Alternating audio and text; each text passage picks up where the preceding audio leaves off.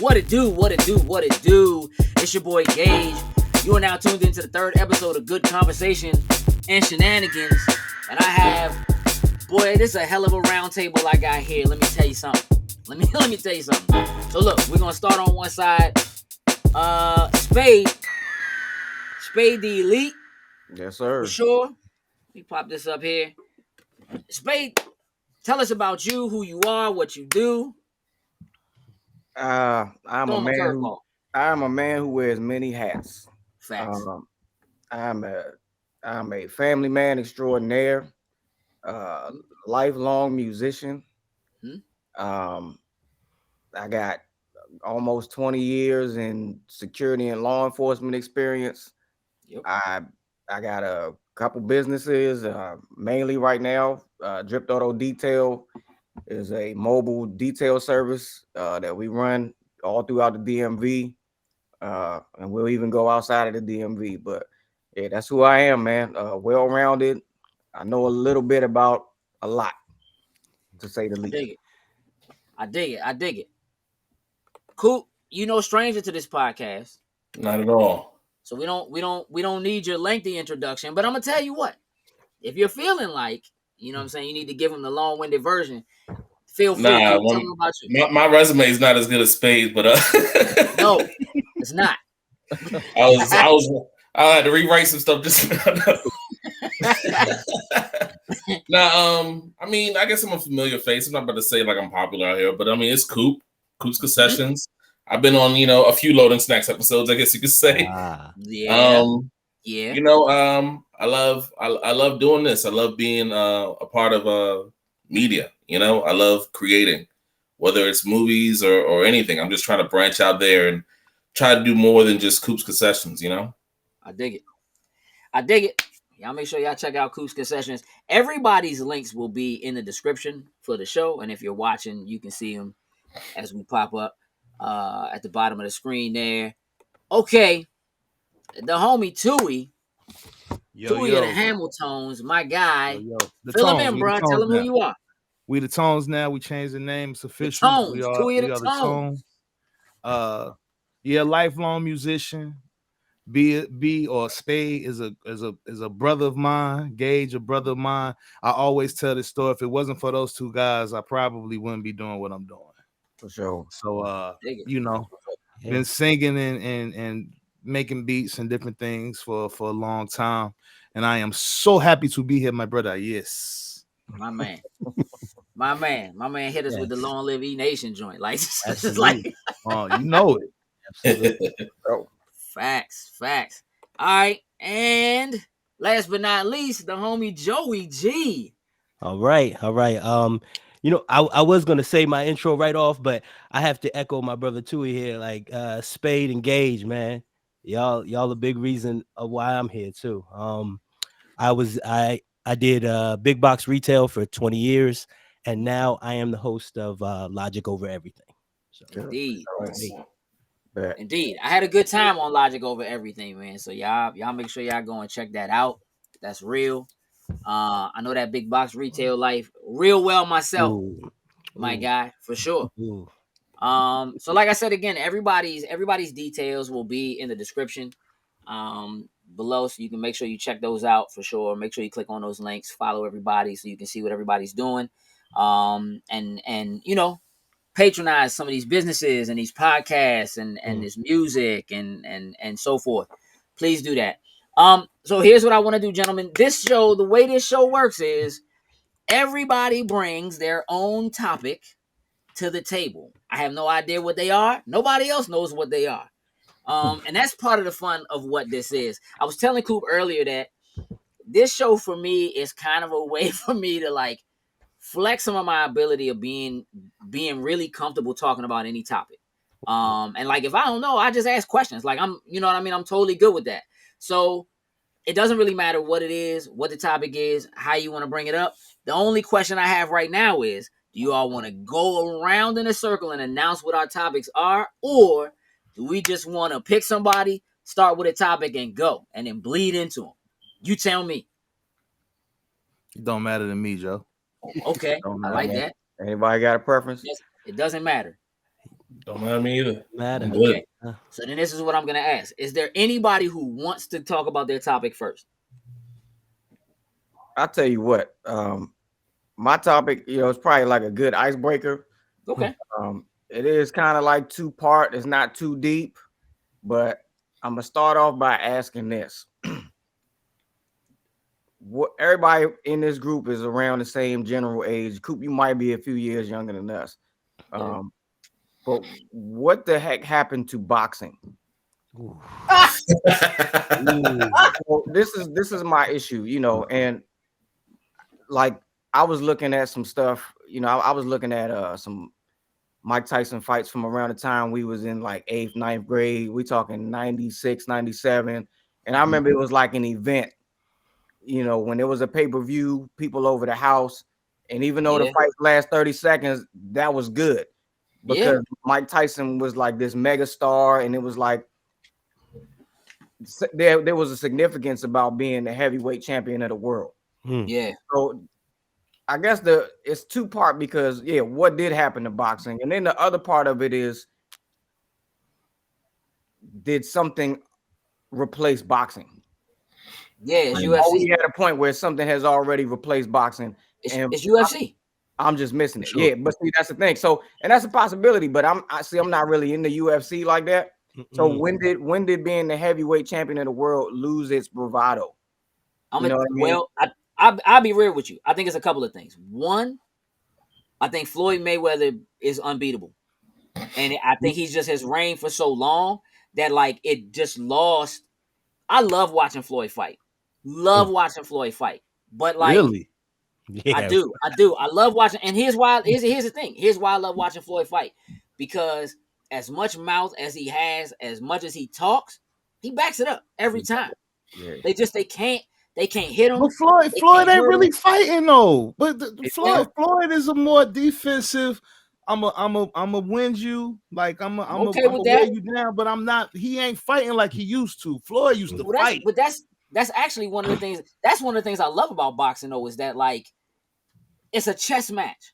There are people who just want to come out and scrap, and there's people who want to make you miss. You know what I mean. But look, to get to what Spaid talking about, I think UFC took a lot of air out of boxing's tires. Easy. Yeah. Cause them brothers and they fighting. They not Right. boxing. They fighting. and them girls, all of them in there fighting. Yeah. And then I think the other piece of that is that, I think boxing has too many different sets of rules and regulations. And I'll tell you exactly where some of that comes from. Somebody asked me like 4 years ago when we was gonna get another fight night. Why we don't have another fight night? And I was like, because they got UFC. And the problem with boxing is that it's so many different people with so many different rules and regulations that it's not like EA can go to the way EA goes to the NFL and says, let me buy the license for the NFL, and therefore you get all the people. Let 2K go and get the license to make an NBA game, and therefore we get the teams and the logos and whatever. With boxing, it's such a free-for-all, right? That like, if you want to get this person who happens to be a boxer, that's like, why would you even make a boxing game if this person's not in it? It's gonna cost you something stupid. You know what I'm saying? And what the royalties look like and how you make that happen. So I think while it could be good for the boxers, right? Somebody like Floyd can promote his own joints, put him out, pull other boxers under him, and control the card. From the outside looking in, that I think is what made it so it's like it's not as exciting. Like there's no promoters.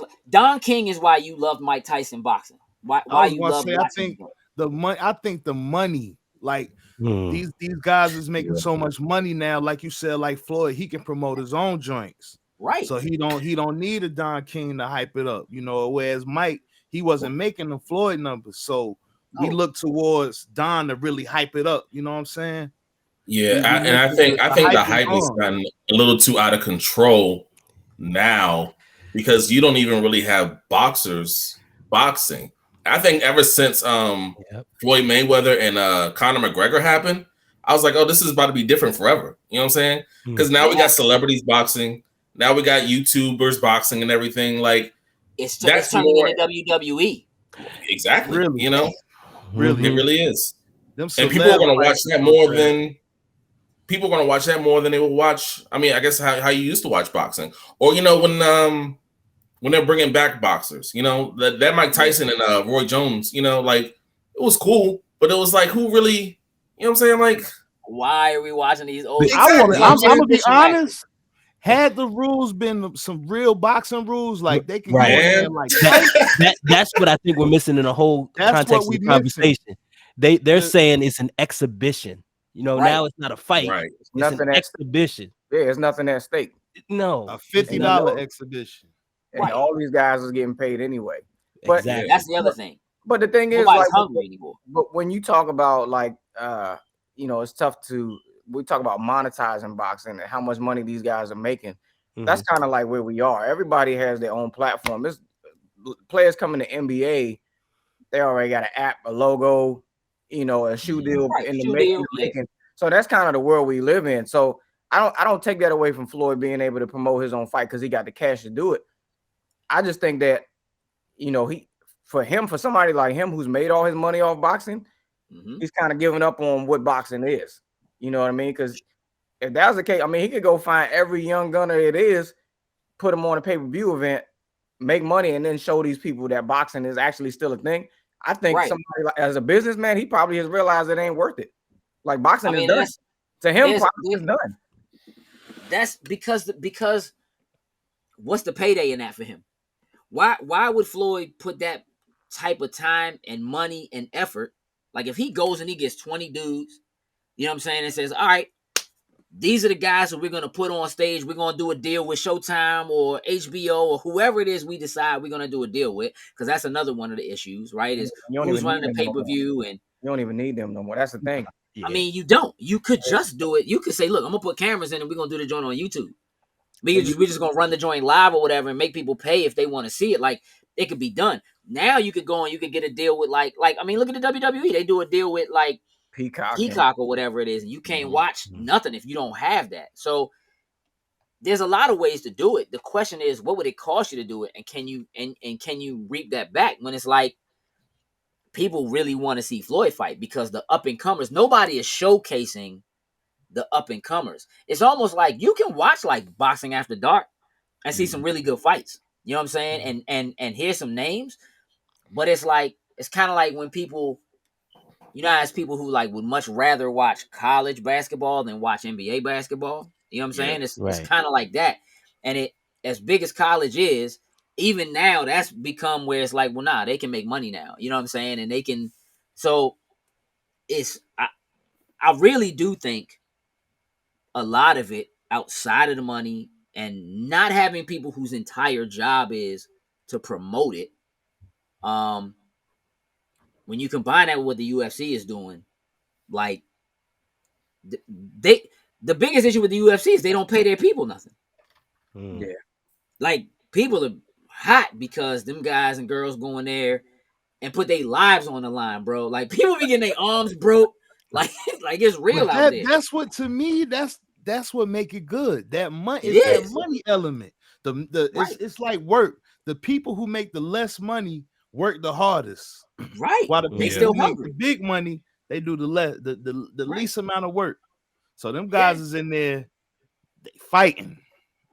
Yeah, I mean, it's a guy like Conor is now bigger than the UFC, right? Because he got his own alcohol and he got his, you know what I mean? And that's kind of what you have to do. Like you have to make yourself big enough in those realms to be able to pull deals elsewhere. It's almost like even though you're a boxer or a fighter and you could be making $1 million a fight or more, way more if you Floyd, you still got to be an influencer, right? You still got to like, put somebody logo on you or whatever. Like I can remember when boxers started like writing the name of like people's, you know what I'm saying, on them to be in the ring, and people was like, what's going on? I don't understand what's happening. Right. I think that's a lot of what happened to boxing. I just watched Rocky the other night for our Lotus Stacks movie club, and I got almost excited watching that fake fight. You know what I'm saying? As I do you know, watching a fight, because for real, the fight choreography in that joint is terrible. Yeah. But when I seen a good uppercut, I was still like, oh yeah, you know what I mean? Like, and that's what you want to see though. Like, So basically, like actual wrecking yes, is UFC. Because now, like, so y'all remember, y'all are old enough to remember, like 20 years ago, when they would do tough man contests and Butterbean would be. So like that would be exhibition. Yeah, that's actually what people want now. They want that. I used to laugh at stuff like that. It was entertaining, but I used to laugh at stuff like that, you know. But now it's like Jake Paul could literally run tough man contests right now, and he could, no doubt. You know, that's what it is. So, did you see the joint? It's a video that went viral. It's Jake Paul, Arnold Schwarzenegger. They got a joint where these dudes, they just slap each other. It's like the slap championships. Yeah. He slapped Slim, and Slim just went cold, knocked him out, dog, with a palm. You know what I'm saying? And like Arnold Schwarzenegger ain't even flinch. Jake Paul was like, oh snap. Like you know what I'm saying? Like, that's what people want to see. You know what I mean? And I think I don't know why people don't care about Deontay Wilder, for real. Tyson Fury, like they don't really care. Yeah, but Tyson Fury just had a fight like Saturday or whatever, and I mean it was on ESPN, like the highlights on ESPN, but like it had no buzz around it. You didn't really hear anything about it. There's no showmanship anymore either. Like the pageantry is on, you know, like Mike Tyson saying, "I'm gonna eat your kids." Like, you know, you know what? That's a good point, man. Because even like undercard guys would come out with fireworks and doing backflips in the Prince Nassim coming out on the magic carpet and all that stuff. Like, yeah, I guess it's done, man. All right, so y'all done messed up boxing for me. I'm cool. I will say this though. I will say this. So one of my original topics, I'm looking at the cast of characters that we got here. Why we gotta be characters though? But, yeah, because y'all are characters, man. Y'all are characters. But one of my original, not to butt in or step on nobody's toes or whatever, but one of my original topics was about like content and why people have the particular content that they have. So I was thinking about like, you know, like the things that Jay-Z can say as an entrepreneur now versus the things that he could say 25 years ago. It's different. You see a growth and a maturity. And I always wonder because, you know, Pusha T dropped the album on Friday. And Pusha T net worth is something crazy. I'm not gonna get in his pockets or whatever, but it's up there. If you endorsed by Kanye and Pharrell and Kanye split your album in half on production, and you got Adidas deal, and you wrote the theme song for Arby's, you got some paper. And the original McDonald's joint. And so why are you still talking about crack? Why are you still talking about crack?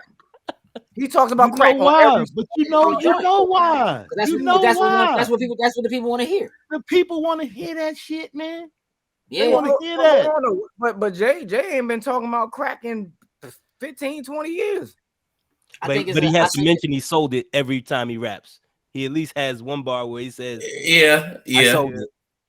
Yeah, that's true. Yeah, but Pusha, but there's no songs dedicated to like. But also Pusha T's name is I Sell Crack. Like his name is I Sell Crack. His name is Pusha. The album's called "It's Almost Dry." But that's crazy to me because he'll get on he's on a song talking about, maybe not on this album, but on one of his last two albums, he was talking about his deal with Adidas, and he was the first person in Virginia Beach. He said on his new album, he was the first person in Virginia Beach with $1 million car and all that kind of stuff. Like, that's cool. You know what I'm saying? You can talk about it because that's something that you did. Yeah. And everybody, you've been telling us since grinding that you sold crack. But tell me people want that growth. Even if I watch battle rap, and you know, there's some people who slick with the lyrics, you know, who come up with things on the top of their head, but there are still some drug talking battle rappers, and they just love that shit. Like that's just what it is. Oh, nah, you right. It's cool. I tell you that for all of the money that Pusha T has that has come from music and actual legitimate business deals, he probably still moving crack. He is not. Listen to me. Even if he's not doing it directly, like look at it this way. Look at it this way, right?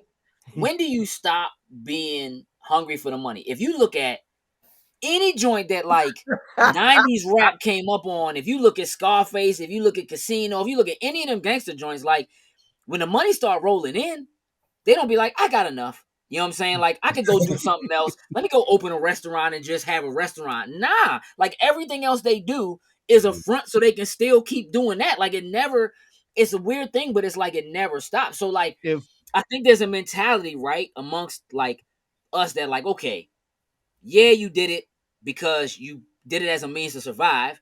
And then you did music / did that as a means to get out. And then you could get out, but you didn't get out. And I think some of that comes from the concept of like how we label who's real and who's not real. Like I think it's that concept of being real. Yeah. However, I think if Pusha T is still selling coke, he's an idiot. Absolutely. If he's still doing that, he's retarded. Listen, I'm not saying that's not true, but look at how many celebrities, football players, basketball players, like look how many people get caught up with drugs, whether they moving it, using it, selling it, you know what I'm saying, whatever. Like look like you don't have to do none of that. Right? Like but why is T.I. still moving guns? Why did T.I. get you know what I'm saying? Like why is he still getting caught? Why is he leaving an award show to go make a deal and getting caught selling guns? You understand what I'm saying? With all the money that T.I. got. He got a TV show. Why is that still a thing? It's because they can't, it's like not being able to walk away and not being able to allow yourself to let people on the outside stop labeling you as quote unquote being real. This is the thing. It's like the baby. The baby is one of those. Correct. Yeah, I heard he's nuts, man.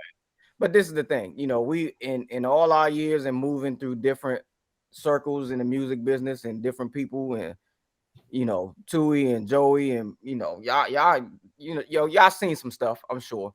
Yeah. The thing is, in everything that I've ever heard about people who we know as far as like music industry folks, the only people who I heard from reliable places was like who was actually doing that, was like Fat Joe. Like my understanding is that like the Bronx belonged to Fat Joe. Even when in the early 90s when he was doing his music videos and stuff, he was really in the street. He was really doing that. Sure. I've heard similar things about Pusha T, but it kind of came from somebody who would believe it. You know what I mean? I'm not saying I don't believe him. So because when you bring up real, I don't care whether you sold crack or not. You know what I'm saying? Like to me, like I don't care. But at the same time, like, is that your message for the rest of your life? Because you know he still got the braids. I know he older than me, so he got to be like probably pushing 45, 50, something like that. Yeah. He still got the braids or whatever. So like I guess that's like how. Let me ask you a question because it's funny because you say that because I've thought about this plenty of times, right? When I look at like, I really look at people and I'm like, dog, you still thugging it like 35? Like you ain't outgrow that? You ain't go figure it out and go do something else? But let me ask you a question. Again, those same movies that we grew up on, that especially in hip hop and all that we idolized. How old was Scarface? Oh, how old are the most gangsters you can think of? When do they stop being those people other than telling other people to go do it? You understand what I'm saying? Like it's a thing that it's like you just don't. There is no limit. There's no I had enough, and that like some people can walk away from it. You know what I'm saying? Like Jay-Z managed to seem like he found a way to like walk away from it. They say Jay wasn't really pumping like that. It doesn't. I mean, which is fine, right? Because even if you dabbled in it, so that because it was in front of you, or because it was there, or because you had the opportunity, maybe you just did it so you have something to rap about, and people will take you seriously. But at the end of the day, you're able to flip that, to walk away from it. Like dog, like for real, it's rappers who get killed all the time behind stuff. You like, why did that happen? How did that happen? You know what I'm saying? Or people who you think got money who don't have money. It just look like they do in videos or when they show up somewhere, or you know what I'm saying, whatever it is. So like, you know, how old is Suge Knight? How long was that dude shaking people down and just being Suge Knight to people? Well, yeah, he was, yeah. But you see, he different. Right. He wasn't a rapper. Why? Because he wasn't rapping. Yeah, he Well, wasn't rapping. well, that's the thing. If he wanted it, well, he was in the spotlight, but he just was in the spotlight for different reasons. Yeah, I mean, there's rappers who kind of walked away from it. You think about a young Jeezy, how he started off rapping, and I think ever since My President Is Black, I mean, his music is kind of. Let me ask you a legitimate question. Who cares about Young Jeezy right now? Nah, but you know what? Time out. A lot of people care about Young Jeezy. I don't. But no, here's the thing. But do they care about his old stuff like Jeezy was my guy, or do they care about what Jeezy putting out right now? Some people do. Some people do. But I understand some people, but I'm talking about like in the grand Spotify scheme of things, in the you know what I'm saying, in the overarching scheme of things, because the other thing is a lot of these young dudes who coming up, like if you were Pusha T, you do know, you recognize, you realize that you are now Roy Jones in the ring with a Wilder. You know what I'm saying? With younger people who are talking about what you was talking about 20 years ago. Mm-hmm. You know what I'm saying? 25 years ago. And that there's an audience of people who that's what they love, that's what they want to hear. You know what I'm saying? Like, that's not to say that there's not people who can go and make money. Like Kid Cudi make money, he doing his thing. But are their names synonymous, and where do you see and hear them? Like, as I like Push. I do, yeah. But probably the biggest and most important thing he did in the last decade was go at Drake. Because Drake was the biggest joint. He just was. And he bodied him. There's no two ways about it. He bodied him. Mm-hmm. He just did. He also successfully gets a well-timed Jay-Z placement on all his albums too. So every time. But to me, sure. For the Push discussion, right? Pusha T manages to wrap up that drug kind of, you know, selling it in a different way every time to make me listen to it. His imagery, part of his words, the way he paints it, that voice over those beats, you know, I subscribe. I subscribe every time. And this album was no different. It was 12 tracks of just, you know, I mean, drug rap. It's drug rap. There's no way around it. I know what I'm getting, but I admire the way he does it. I guess that's it. What would Pusha T have to drop an album and rap about for you to care? If it's not what he already does, what people know him for. Well, that's the thing. I think he kind of pigeonholed himself into doing what he does. I just was, I brought it up because like he's never done anything else. You know what I'm saying? Like he hasn't even tried. Like he ain't never done like the I guess he's got some records with. I mean, he's done a lot of different things or whatever, but he hasn't done like even if he did a Dear Mama, that I would be like, okay, all right. I was just about to say, show me some. There has to be a maturization somewhere, you know. It always comes back to the drugs at the end of the day. Yeah.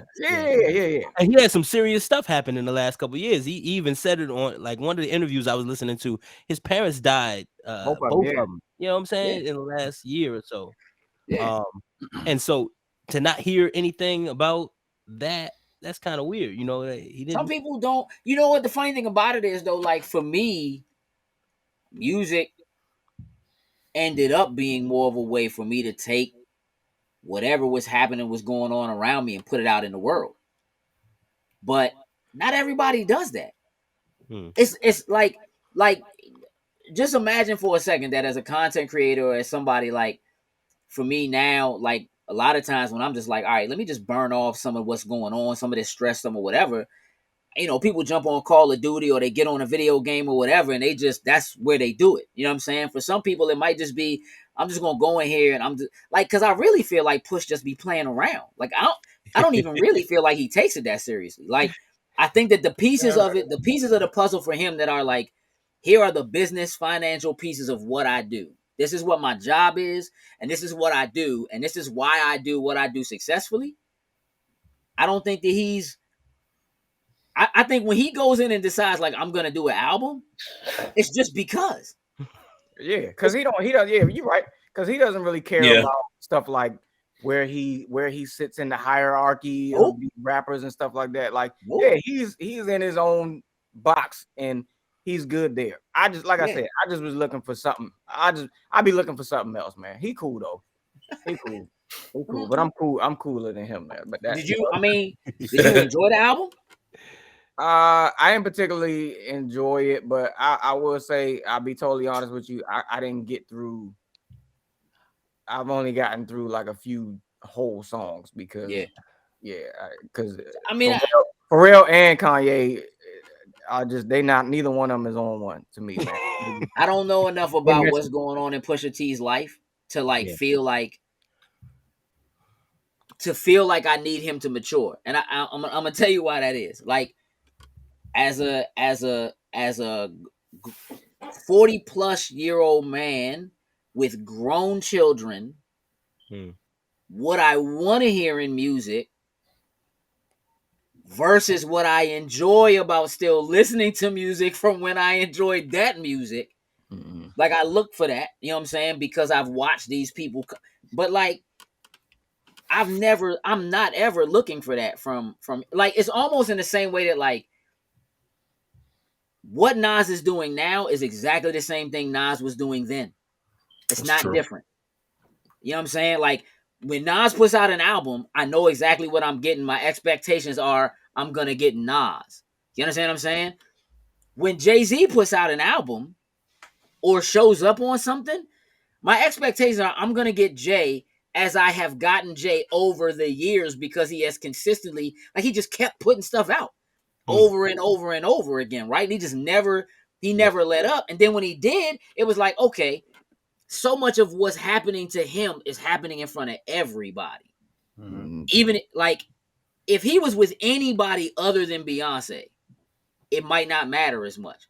But public relationship, public child rearing, public, like, all of that is like, you got to get yourself together and do something different. The way that people expect that Kanye gets himself together and does something different, because his relationship mirrors exactly what Jay-Z did. So the expectation of Jay-Z growing up and Jay-Z walking into these places and opening the door for people and making it so other people could show up in places they couldn't show up before, the expectation of Kanye is along the same lines. And the only reason why it's along the same lines is because his personal relationships, his life, his being a father, being a husband, is all so in the limelight. I don't know nothing about Pusha T. All I know is Pusha T rap and he runs some music. Like, I don't know nothing about kids. I don't know nothing about marriage, wife. I know his brother decided to go do something different. So it's almost honestly like when Pusha T say he dropped another album, I feel like, oh, we about to get a new Clips joint. Like, I don't even really feel no different about it. Like, I think he actually, I was doing a job the other day and I was listening to that album, and I think his brother's on one of the records or whatever. Yeah, he's on the last track on the album. Yeah, his brother's on there. He does like faith-based rap now or whatever. But he was on there doing that. But it was cool, you know what I'm saying? It was. Think about what Mace did not that long ago when he came back out and was going on people, and it was like, I thought you went to Jesus, bruh. Like, what happened? You understand what I'm saying? Murder Mace.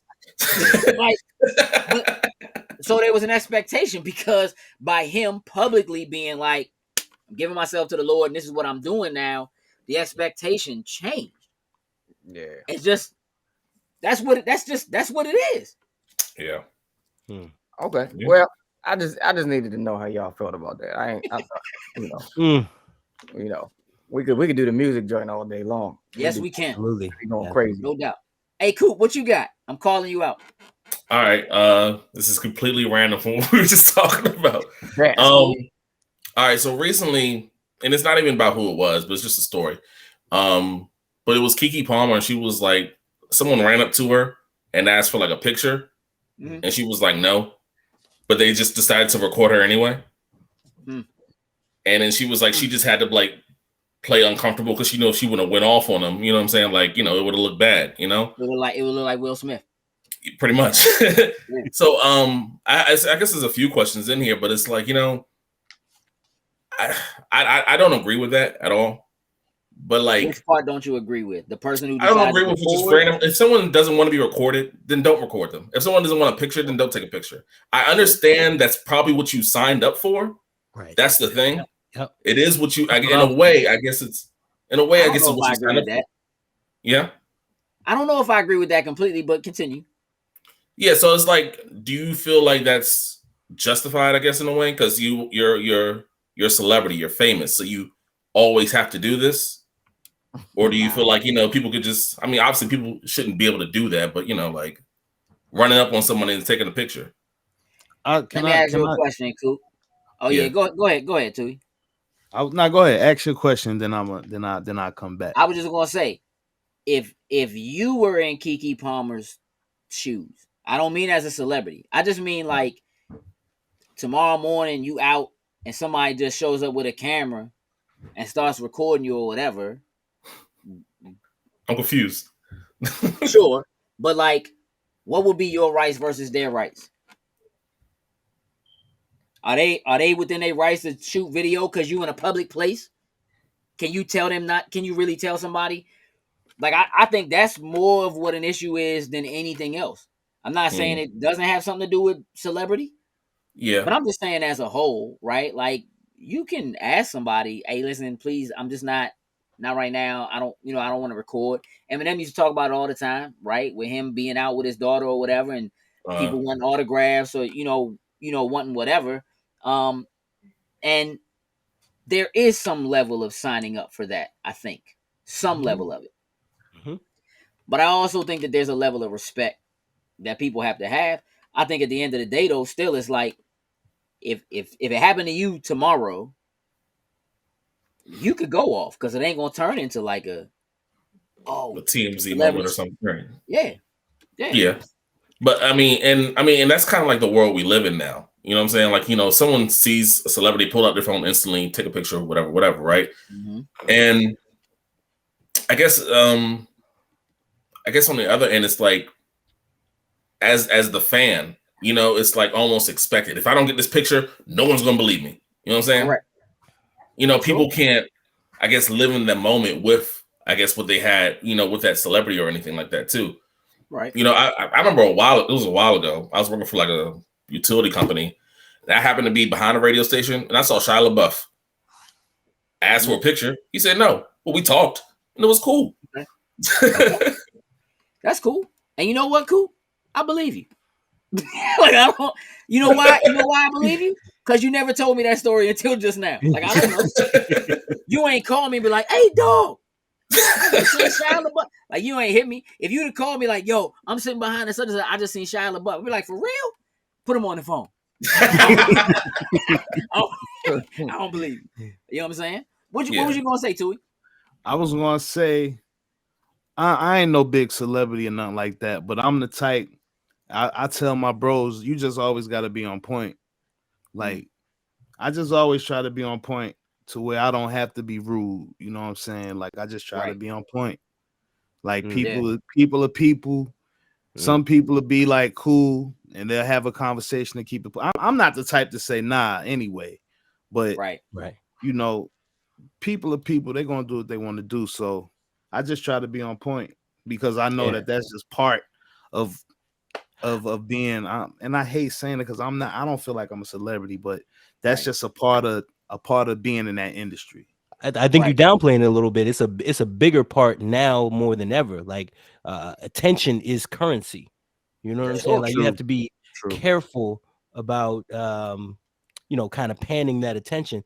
And so when she says she doesn't feel like she's not at liberty to say that. I mean, it could literally destroy her livelihood. You know what I'm saying? Like, for people to know you, for people to recognize you, how you're viewed in the media now, because everything is viral, right? So I think a lot of things go into being known, being seen. Even bad attention is good attention. You know what I'm saying? In a lot of terms ways. of a brand. Yeah. In terms of a brand. So I would struggle with her not feeling like it. I think if she signed up for it, much like, I would explain to somebody, like I said, I came from big box retail. Like, you want to get off for Christmas Day. Like, that's weird.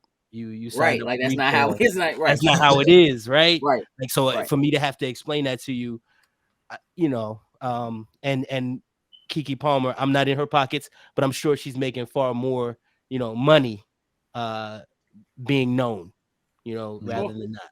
So I look at it as like the people that want to take the pictures are the people that put you in position to That's true. people to where people want to take pictures with you. Mm. So I'm like, yo, this you part of the reason. So who am I to smack down the reason why, or part reason why I'm even where I am to where you want to take a picture with me? You Right. can You only know be what I'm saying? Eminem for that to make sense, right? Can I do want to say that I think sometimes, you know, I think it depends on the person and the situation. And I say that because, you know, look, Tui, you've been dealing with the industry for a long time. You were dealing with the industry younger, you know what I'm saying, and you grew into it, right? Keke been dealing with it since she was a child. Like since she was a child. And the reality of that is that like it could be very different for a person who's never really been able to just go get a burger. You know what I'm saying? Like it's just like to like, you know what I mean? Like and when you're a kid and you're that famous, maybe you love it, right? And it's just kind of like, oh man, this is like it's crazy that, you know what I mean? But like Keke Palmer's been doing what she's been doing since she was so young, right? That like I don't know if most people can't speak to what it's like to have never really been able to just go get your nails done, just go to the gas station. Just it's people who have like if you look at the way Andre 3000 just walks around and people just be taking pictures of him and showing him looking like an old bum playing a flute. He just is happy, bruh. You know what I'm saying or whatever. But like when you come up as like a child celebrity, even though like I would say that Keke Palmer had a fall off period for sure. Like I'm sure there was times when it would like nobody think about Keke Palmer or whatever, right? And so as an adult, she's kind of coming back into that. But I don't know whether or not that was a thing that like her parents was kind of like, we're going to take you to auditions and we're going to put you in front of whatever. And it may have been something she really wanted to do, you know what I mean? Or thought that she really wanted to do.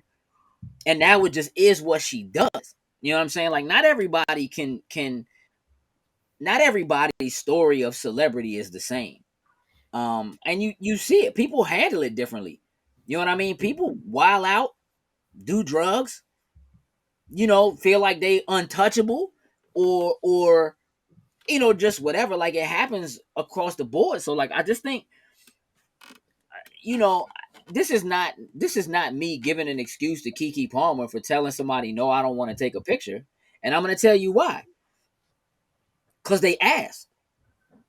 So if you ask, then you open the door for somebody to say no to you. That's how I feel about it, right? And the fact that you ask to me gave her the inclination that maybe this is one of those people when I say, you know, no, or I'm just not feeling up to it right now, they might actually like her and or respect her enough to be like, oh, you know, okay, cool, you know what I'm saying, or whatever, and give her that space. Because they ask. Because a lot of people are not gonna ask. They just gonna take their phone out and start taking pictures. You know what I mean? And that's all over the internet now. You just see random people taking like, yo, that's so. You just just see them walk across real quick. Because everybody's paparazzi. Right. Yeah. Because everybody has a phone all the time. Right? So you always got a camera. Wasn't it an influencer that just got on an airplane JetBlue with Mike Tyson and you know like that whole thing? I don't know who filmed it. Yeah, but I know Mike Tyson put his hands on somebody.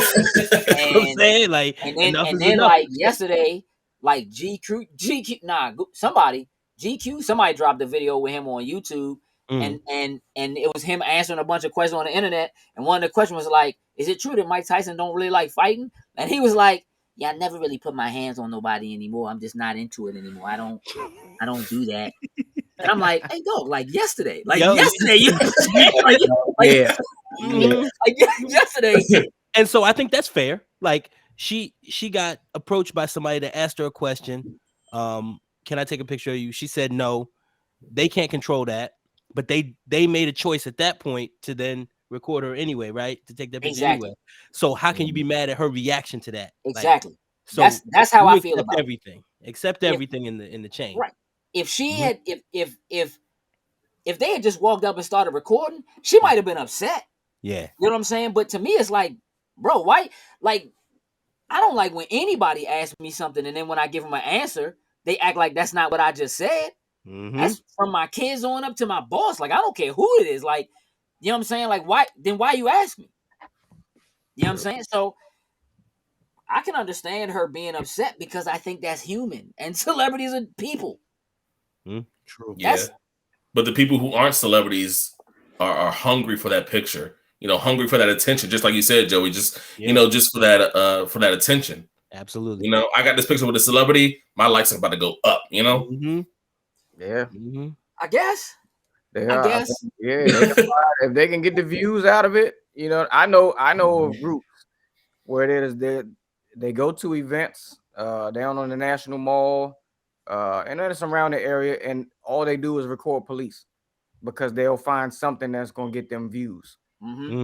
Police sitting there picking their nose, drinking coffee, don't matter what they're doing, petting the canines, whatever it is, they're gonna get the views somehow. You know what I mean? They're constantly recording police. So yeah, if they can do that all day long, they can definitely record her. I might record her if I seen her. You know what I mean? Just, you know what I mean? Just so I can show my kids or whatever. But exactly. So she got to know at this point.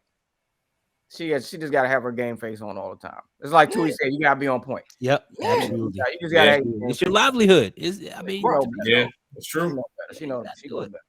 Coop, you've been with me. We go to conventions and stuff. We meet celebrities and ask people if they want to do interviews and stuff like that. And some people are just like, nah, I don't want to do it. Okay. You know what I'm saying? Like, all right, cool. That and we still might just rap with them. You know what I'm saying? For a minute. Yeah. And that's cool. Like that's good for me. But that's true. We've had conversations with people who don't mind the conversation, but they don't necessarily want to be on camera. I've had people say that I'm not comfortable on camera. I'm like, that's what you do anyway, though. Like, you know what I mean? Like, I don't. And there are people who are like, think about it. There are celebrities who are actors who win awards and do whatever, and they'll never do interviews. Some people just not. You know what I mean? Like, they just don't. They like, I'm in it for the love of acting. I didn't do it to be famous or whatever it is. So sure, I do it and I get paid, but not everybody who's a celebrity does what they do because they want to be a celebrity.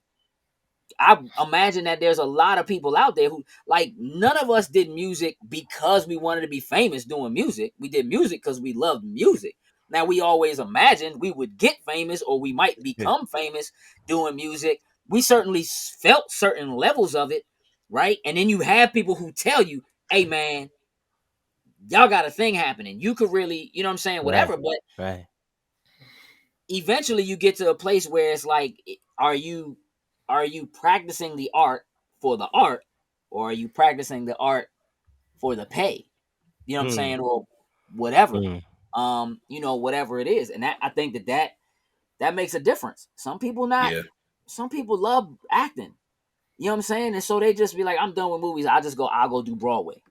You know what I'm saying? Or something like that. Right? I'm just saying, like, not everybody who ends up going from Hollywood to Broadway does it because they can't get jobs in Hollywood. Some people just ain't, you know what I'm saying, just don't want to do that. I think that's fair.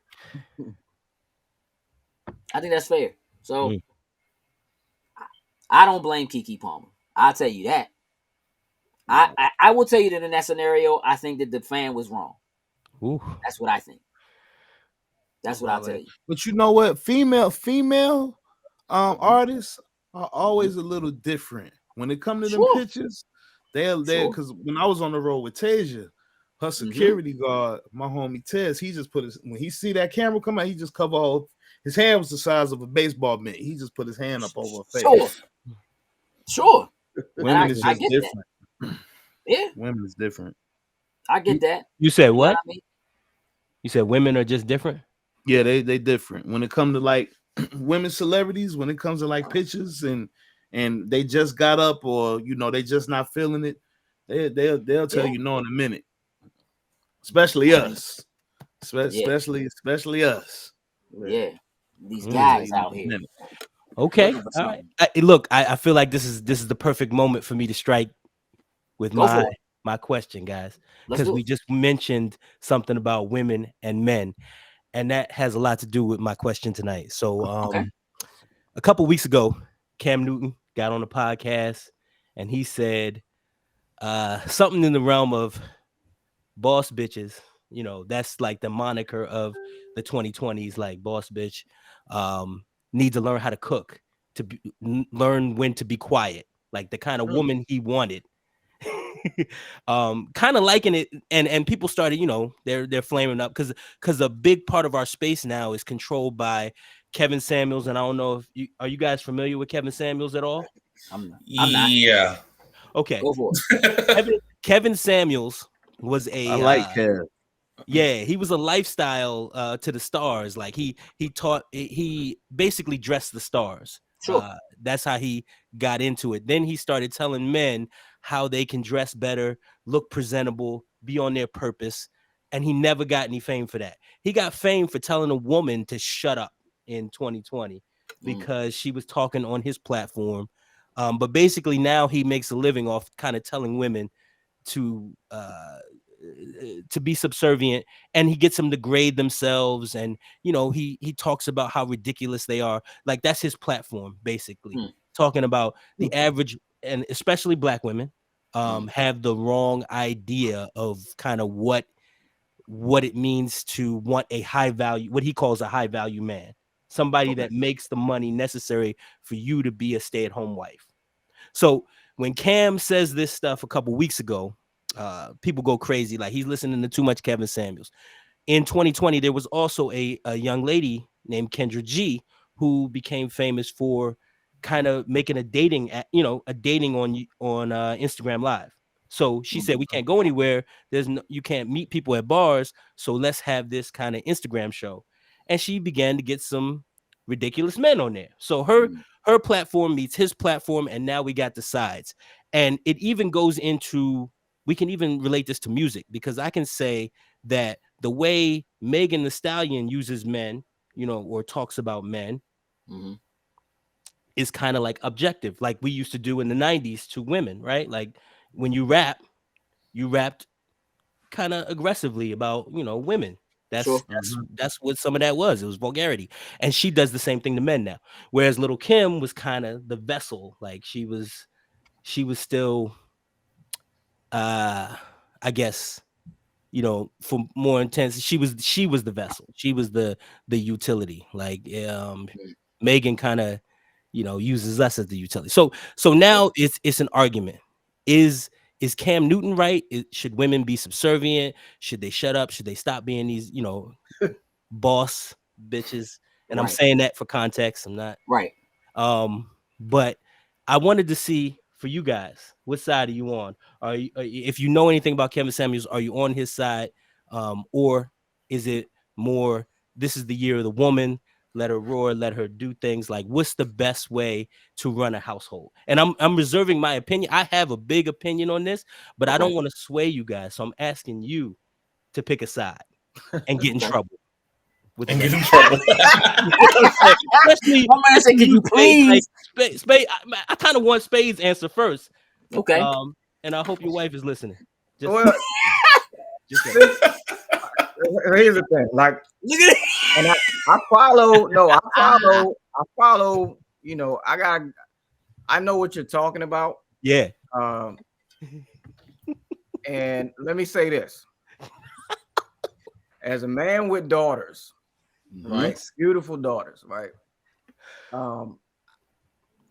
I would never tolerate any man coming into her life and telling her how subservient she needed to be and what she needed to be, because me and my wife have been molding them into what they need to be and nurturing who they are and what they want to be. So I can say, as far as choosing a side, it's not about really choosing a side with that. Okay.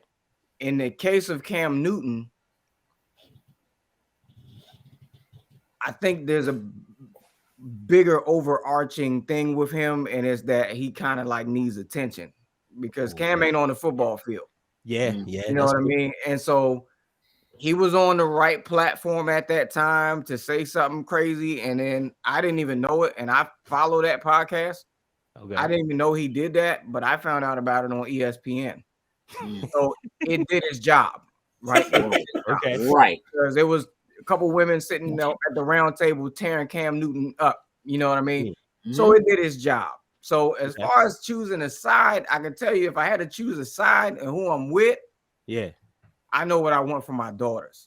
You know what I mean? I know who I want them to be. So take that for whatever you want to be, because I don't feel like getting clubbed in the head. You know what I mean? Right. You know, but yeah, but y'all, you know what I'm saying. Yeah, you know, Spaid, you would make a great politician right now with that answer. I love How you doing? You know what I'm saying? answering without answering the question. I got you. Yeah. I think that's fair. I don't. Here's what I'll tell you. All right. I think there is a place for what Cam Newton is talking about. Okay. And I'm going to tell you where that place is.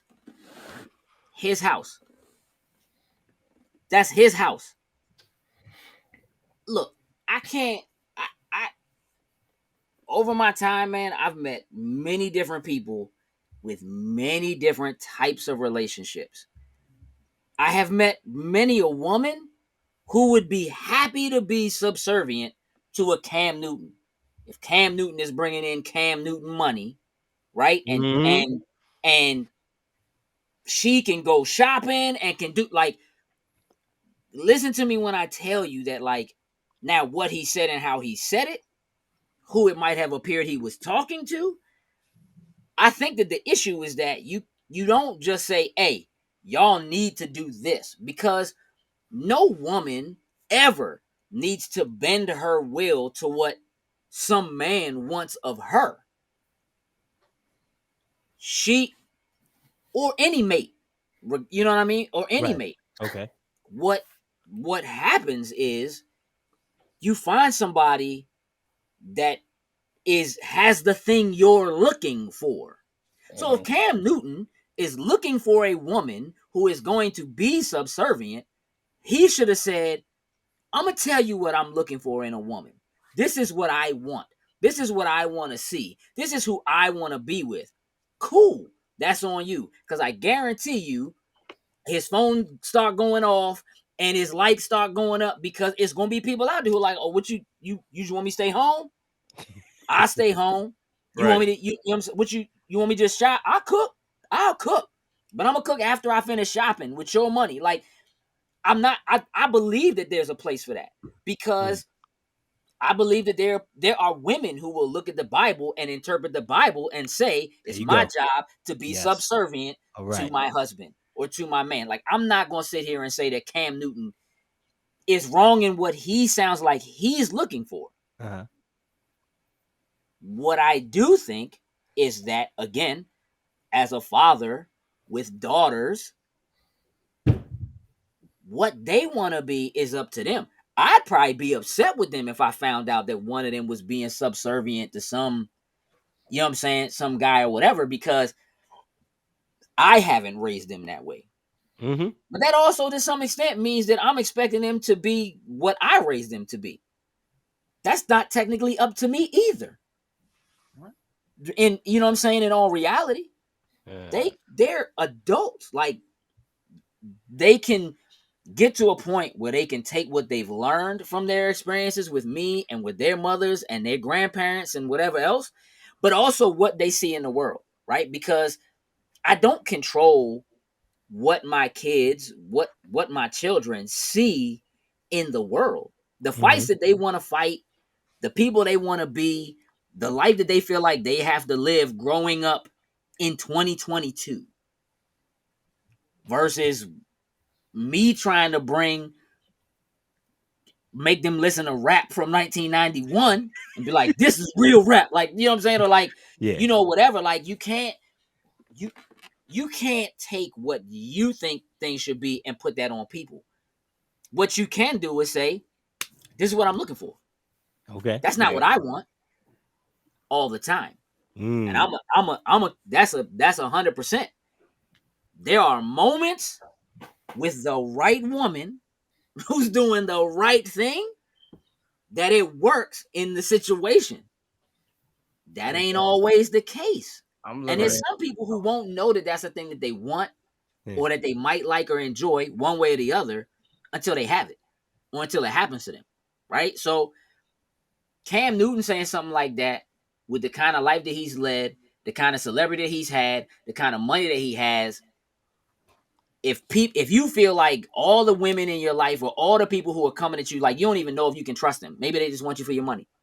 Maybe they're just there for, you know what I'm saying, or whatever, right? That it could very easily shape your opinion and just be like, you know what, since that's all y'all act like, that's all y'all want. It's kind of like, look, I got a friend who we're really, really good friends, and he went through a very nasty divorce. And I remember him being like, I'm done with women. And I know he didn't mean it, but he said it. You know, I'm done with women. I'm done. So what that mean? You like dudes now? And he was like, nah, I'm done. Like, I don't. So you done with relationships. That's not what he said. He said, I'm done with women.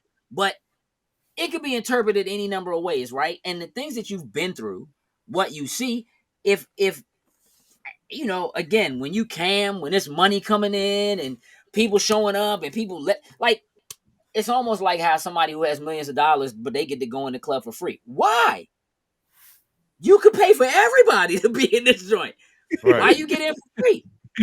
It's that kind of, right? So the things that they're willing to give somebody or do for somebody or show to somebody or, you know, whatever, it's like, you don't know what that really means. So if his perception of it now is like, hey, you know what, for real, just show up and say that that's what you want, and this is what you're gonna get. You know what I'm saying? Just these are some liberal positions. I was looking at Joe. Joe looked like he got something, dog. Yo, no. Oh, Coop, you got a side here. You got a side. Come on now. All right, I am gonna pick a side. Okay, go ahead. I pick a side. And only because I've been in this conversation about Kevin Samuels, you know, in rooms with many women, many black women at that, you know. I don't know how Cam Newton worded it, but it seemed like he was like, this is how women should be, right? One thing I know is that you don't say to a black woman or woman, this is how you should be. This is what you should do. That doesn't always work, you know? It could be pretty bad, you know? However, depending on I like however, depending on how, you know, someone is raised or how someone is brought up, they can want that lifestyle that Cam Newton is looking for, just like Gage said. You know, it could be a girl who sees, you know, her mother doing everything for her father and like, you know what, I kind of want to be like my mom and do that. I can also understand a woman being like, I don't need a man to do that. I can do it myself. But when my time comes, then I'll do that. Right. Yeah. So what side did you pick? What side is that? Look, so it's my side. Before I get you, Tui, Coop, I'm gonna make it hard for you, and then I'm gonna go back to Spaid and make it harder. I need how it. So it's about how relationships work. You know, Gage touched on it. Like if she's biblical, the Bible says, and that's kind of where Kevin Samuels comes from.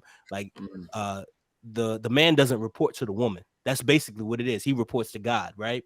So the woman in this scenario reports to the man. She answers to the man. That's the way relationships are supposed to work. But in 2022, we're in a space where the alpha female is prevalent, right? Like most cases in especially in black households, she is the breadwinner because she's alone. She's doing it alone. And the divorce rate is 80%. Only 25% of black women get married at all, right? So she's doing it alone. She has her own things. And then she gets to 40 and she's like, I should be married. And that's where Kevin Samuels comes in. And he's telling them, look, you need to forget all the stuff you had since then and serve the man that you want, right? So that's where the divide comes. And I need to know, is he right, or do the alpha females have a say in this? Like, You want me to just tell you? Yeah, go ahead. Oh, he's wrong. He's wrong. Okay. He's all right, wrong. that's your position. I just tell you straight up, he's wrong. I tell him to his face he's wrong. I fight him about it. What you want me to fight him? Like, what you want me to do? I tell him. I tell you. No, I just wanted to know. I just wanted to be clear. Oh yeah, nah, he's wrong. Hey, you feel the same way? So you yeah, look, y'all know me. I can handle myself on the stand, man. So Yeah. I mean, but let me say this. let me say this. All right. And I like how you reframed it to kind of back us into this, you know what I'm saying? But so this is the thing. This is the thing. As of last week, I've been married 17 years, right? Facts, which is congratulations. Thank you. Appreciate that. Yes. I don't know anything different than how to balance and make things work. Key example, right? So my wife is super independent.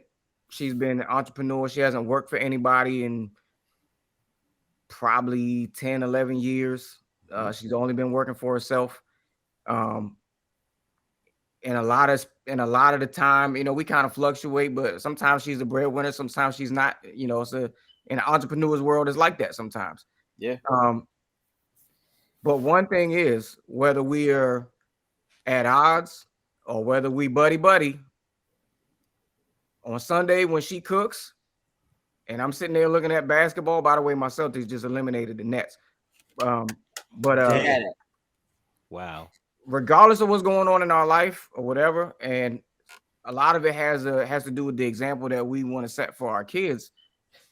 She will always prepare and bring me my plate. So it could be a day we can wake up Saturday, we could go to bed Saturday night not even speaking, right? And then may not only say a few words on Sunday, but at dinner time she's gonna prepare my plate and bring it to me, and I'm gonna say thank you, and then we're gonna move on. So that's something that she was taught. That's something that her mother does in her house. When I was a kid going over her mother's house, she would bring me a plate because that's what her mother does. So when you say how she was raised and if she's biblical, I would consider that to be biblical. But here's the thing: it's no different than me coming in the house from work after 12 hours or being out in the sun all day, whatever I'm doing, right? Coming in the house and seeing her shoes in the walkway, not the kids, her shoes in the walkway, and being like, all right, pick them up, take them on upstairs. Or I know she had a long day too. She might have Chick-fil-A, something like that, sitting out, forget to just go to bed, and I'll go behind her and clean it up. You know what I mean? Or wash the car down when I see it's too much pollen on her truck. You know what I mean? So there's certain things that I'm just going to do, just like carrying the groceries. I don't want her to do that. When we're traveling, I don't want her carrying no bags. You know what I mean? So these are just things that we naturally do. So I can't really speak to what a woman is supposed to do. I know what my woman does, and I know what I do for her. So I can't, from experience, if I had to say in a perfect world, what would the woman do? I can't really say what she would do because I'm happy. Otherwise, it wouldn't be 17 years. You know what I mean? Right. So I appreciate you backing me into that corner. Yeah, you know absolutely. You see, I got a little bit of this. But yeah, he's wrong, I guess. If you're saying right or wrong, yeah, he's wrong. Yeah, he's wrong. Yeah. But to kind of piggyback on that, I do appreciate the fact that there are women, because you talk about the divorce rate and you talk about 25% of, you know, what would they, you know, they have to do for themselves. And when a woman is used to being independent, it's really tough, you know. And my wife is independent. We've been together 20 something years. You know what I'm saying? She's independent, but sometimes, you know what I mean? Like, we just got to meet halfway. You know what I mean? And for that divorce rate, I have to blame it on the goose. That's only the divorce rate is still at 50%, but 80% of that 50% is triggered by the woman in that scenario. The woman triggers the divorce. So I thought I want to go over that. Like I messed up. It looked like it's like 90 out here, man. But to go over what Spaid said, like growing up in my family, you know, like my mom would cook a lot. At the same time, my father would cook a lot. You know, whoever was cooking, they made the plate. You know what I'm saying? They made the plate for the other person. You know, and I kind of feel the same way. I love to cook, and I know if I'm about to throw down, you gonna have some of this. You know. So Kevin is wrong with you too. Like you're not on Kevin's side. Like no, I'm not. I just think the world is different. The world is different, man. You know. Yeah, it's hard. It's hard to say right or wrong because, like Gage said, it's really situational. Like every situation is different. Every day with your lady is different. Like Spaid. Like I'm not gonna let my lady carry no bags. You know what I'm saying? But if I cook, I'm gonna make her plate first. I'm already in the kitchen, so I'm gonna just, you know, I'm already there. Let's eat. I might whip up her plate, you know, and sometimes I might not. I might just be tired after I'm done cooking. I might sit down. She might make mine. So it's really just situational. But some of the stuff that Kevin be saying he do like be what? saying Like some real stuff, like man. what? Like, come on, man. Tell me what he got right. I'm keeping a stack. I think that sometimes women do have unrealistic like goals. Like sometimes, and men too. I can't even say women and men too. You know, it's the same for men, but just with Kevin Samuel, since he talk about the ladies, the ladies he be pulling on in, they do be having some unrealistic goals. Give me an example. Give me an example. Like he had one chick, he was like, yo, tell me what you look like. Like, describe your body to me. She had her face up in the cam. And he was like, you seem like you probably a big woman. You know what I'm saying? So you can't, if you live this type of lifestyle, you can't go after a certain, well, I won't say you can't go after, but it's going to be harder for you to pursue men in certain areas because when you're at a certain level, the type of ladies that he pulling, you got to be able to keep up with the competition.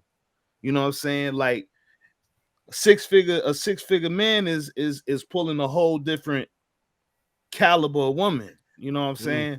So it's a little harder. Not and you got some situations where it is what it is, but it is harder when you got certain things going on. Like, you know, you can't be making nothing and not wanting to do nothing and then want a man, you know. Some guys go for that, but you know, sometimes he be keeping it 100. Sometimes he do be a little hard, like his approach do be a little harsh, but he be saying some real stuff. But it's the same for dudes too.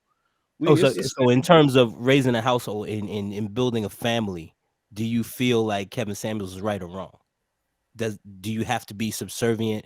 Do you have to report to the man? It's I really think it's situational. Like it's situational. Like if my girl gonna get her car fixed, 9 times out of 10 she gonna report to me because she don't know. Like certain things she just as a woman she don't know. So she gonna report back like, yo, is this right? Do I need to do this? Do I need to do that? Then other times when I'm at the grocery store and I'm looking around, looking at some stovetop stuffing or something like that, and I'm like, I know this ain't what we be getting. I'm gonna pick up the phone and you gotta call. That's what I'm saying. Like it's really situational. Like sometimes you might have to report to her. Sometimes she might have to report to you. But you know, I like to keep that balance. You know what I'm saying? Like if you're trying to tell me that Kevin Samuels is saying that when B at the grocery store looking at the wrong stovetop, you know what I'm saying, or whatever. If you telling me that Kevin Samuels is like, nah, you don't call her, you just get it, and when you bring it home, you're the leader. You're the leader. That's what he's saying. That's what he be on. And then when she make it, if you don't like it, you know what I'm saying, it's her fault because you got the wrong thing. Because she should have checked with you and made sure that you had the list before you went. Matter of fact, she should have went. That's what he would have said. She should have just went to the store, right? And took care of it. Right. He shouldn't even been there. So I mean, and here's the thing. What that means is Kevin Samuels isn't telling women they need to be subservient. He's telling men that they should be served. Yeah, they're the alpha. That's what it is. Yeah. Those two things are interlinked, right? I'm gonna tell you something. I've had many a conversation with many of people, men and women, but a lot of times young men, trying to help them understand the differences between the way that women tend to think about things versus the way that men tend to think about things. And from a purely natural standpoint, it's natural for us to showboat, to show off, to try to do the thing Peacock. to get their attention. Exactly, to peacock. Yeah. It's a natural thing. That's a natural thing that happens throughout the animal kingdom, right? The male version is usually the more colorful, pretty one that has the dance and strut or whatever. And the reality of it is, the women get to pick. You know what? I like his car better. I like his feathers better. I like his dance better. I like, you know what I'm saying? I like his flow better. Oh, he spit way better than so and so spit, right? So the things that a person is into, right? When you find, look, it's women who are into football. They love football. They don't care about cheerleaders. They don't want to be cheerleaders. They actually watch the game. They're into the game, but they're looking at the peacocks. You understand what I'm saying? Under a lot of circumstances, the way that we like what it is that somebody like Kevin Samuels is doing is he is attempting to peacock. He is attempting to peacock over other guys, because that's what peacocking really is. Peacocking is about getting the women's attention, but more than that, peacocking is about outdoing the other men who are vying for that same attention. And essentially what he's saying is, if you're a peahen and you have the pick of the litter, in order for you to actually pick the one who does have the best feathers, you have to be as good as the other peahen. When the reality of it is, men don't care. We don't care. Ooh. Joe got something. When I say that, Yeah. listen, Joe got something.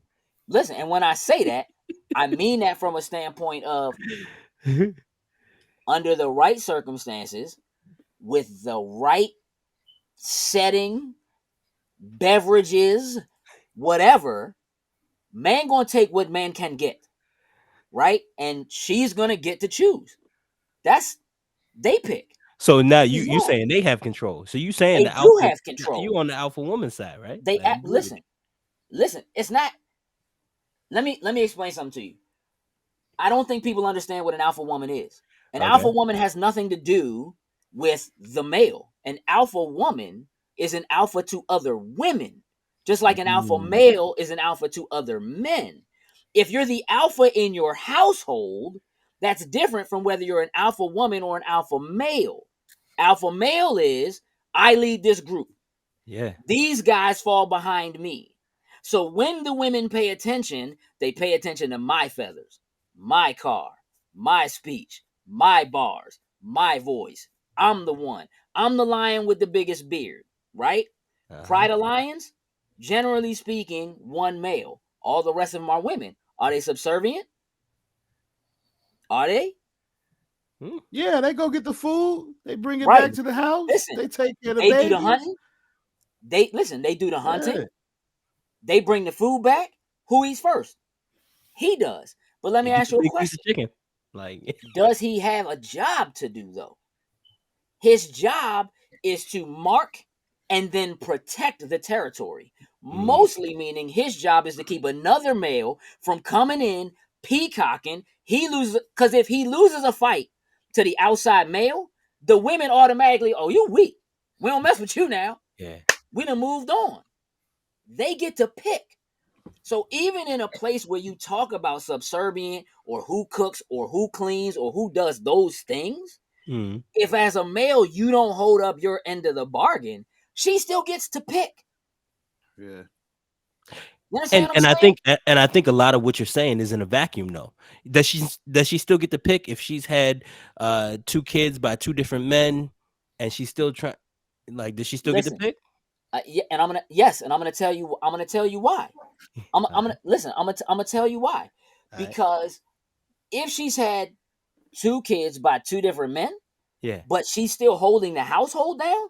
Like if she's raising both of those kids, if she's going to work, paying the bills, feeding the kids, taking them to school, picking them up from school, doing homework, cooking, cleaning, and all of that, and there hasn't been any assistance, then yes, she gets to pick. She can say, I'm not bringing somebody in here who can't keep up with my pace.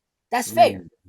Ooh. You understand what I'm saying? So can I pick isn't about do you just that doesn't necessarily mean, oh, I get to walk up here and go pick the next 6-figure guy that I see because I did A, B, and C. What it means is I get to choose whether or not the person I bring into this household, bring into this work that I did, or if I take my kids and I go into his, they gotta at least be doing what I'm doing.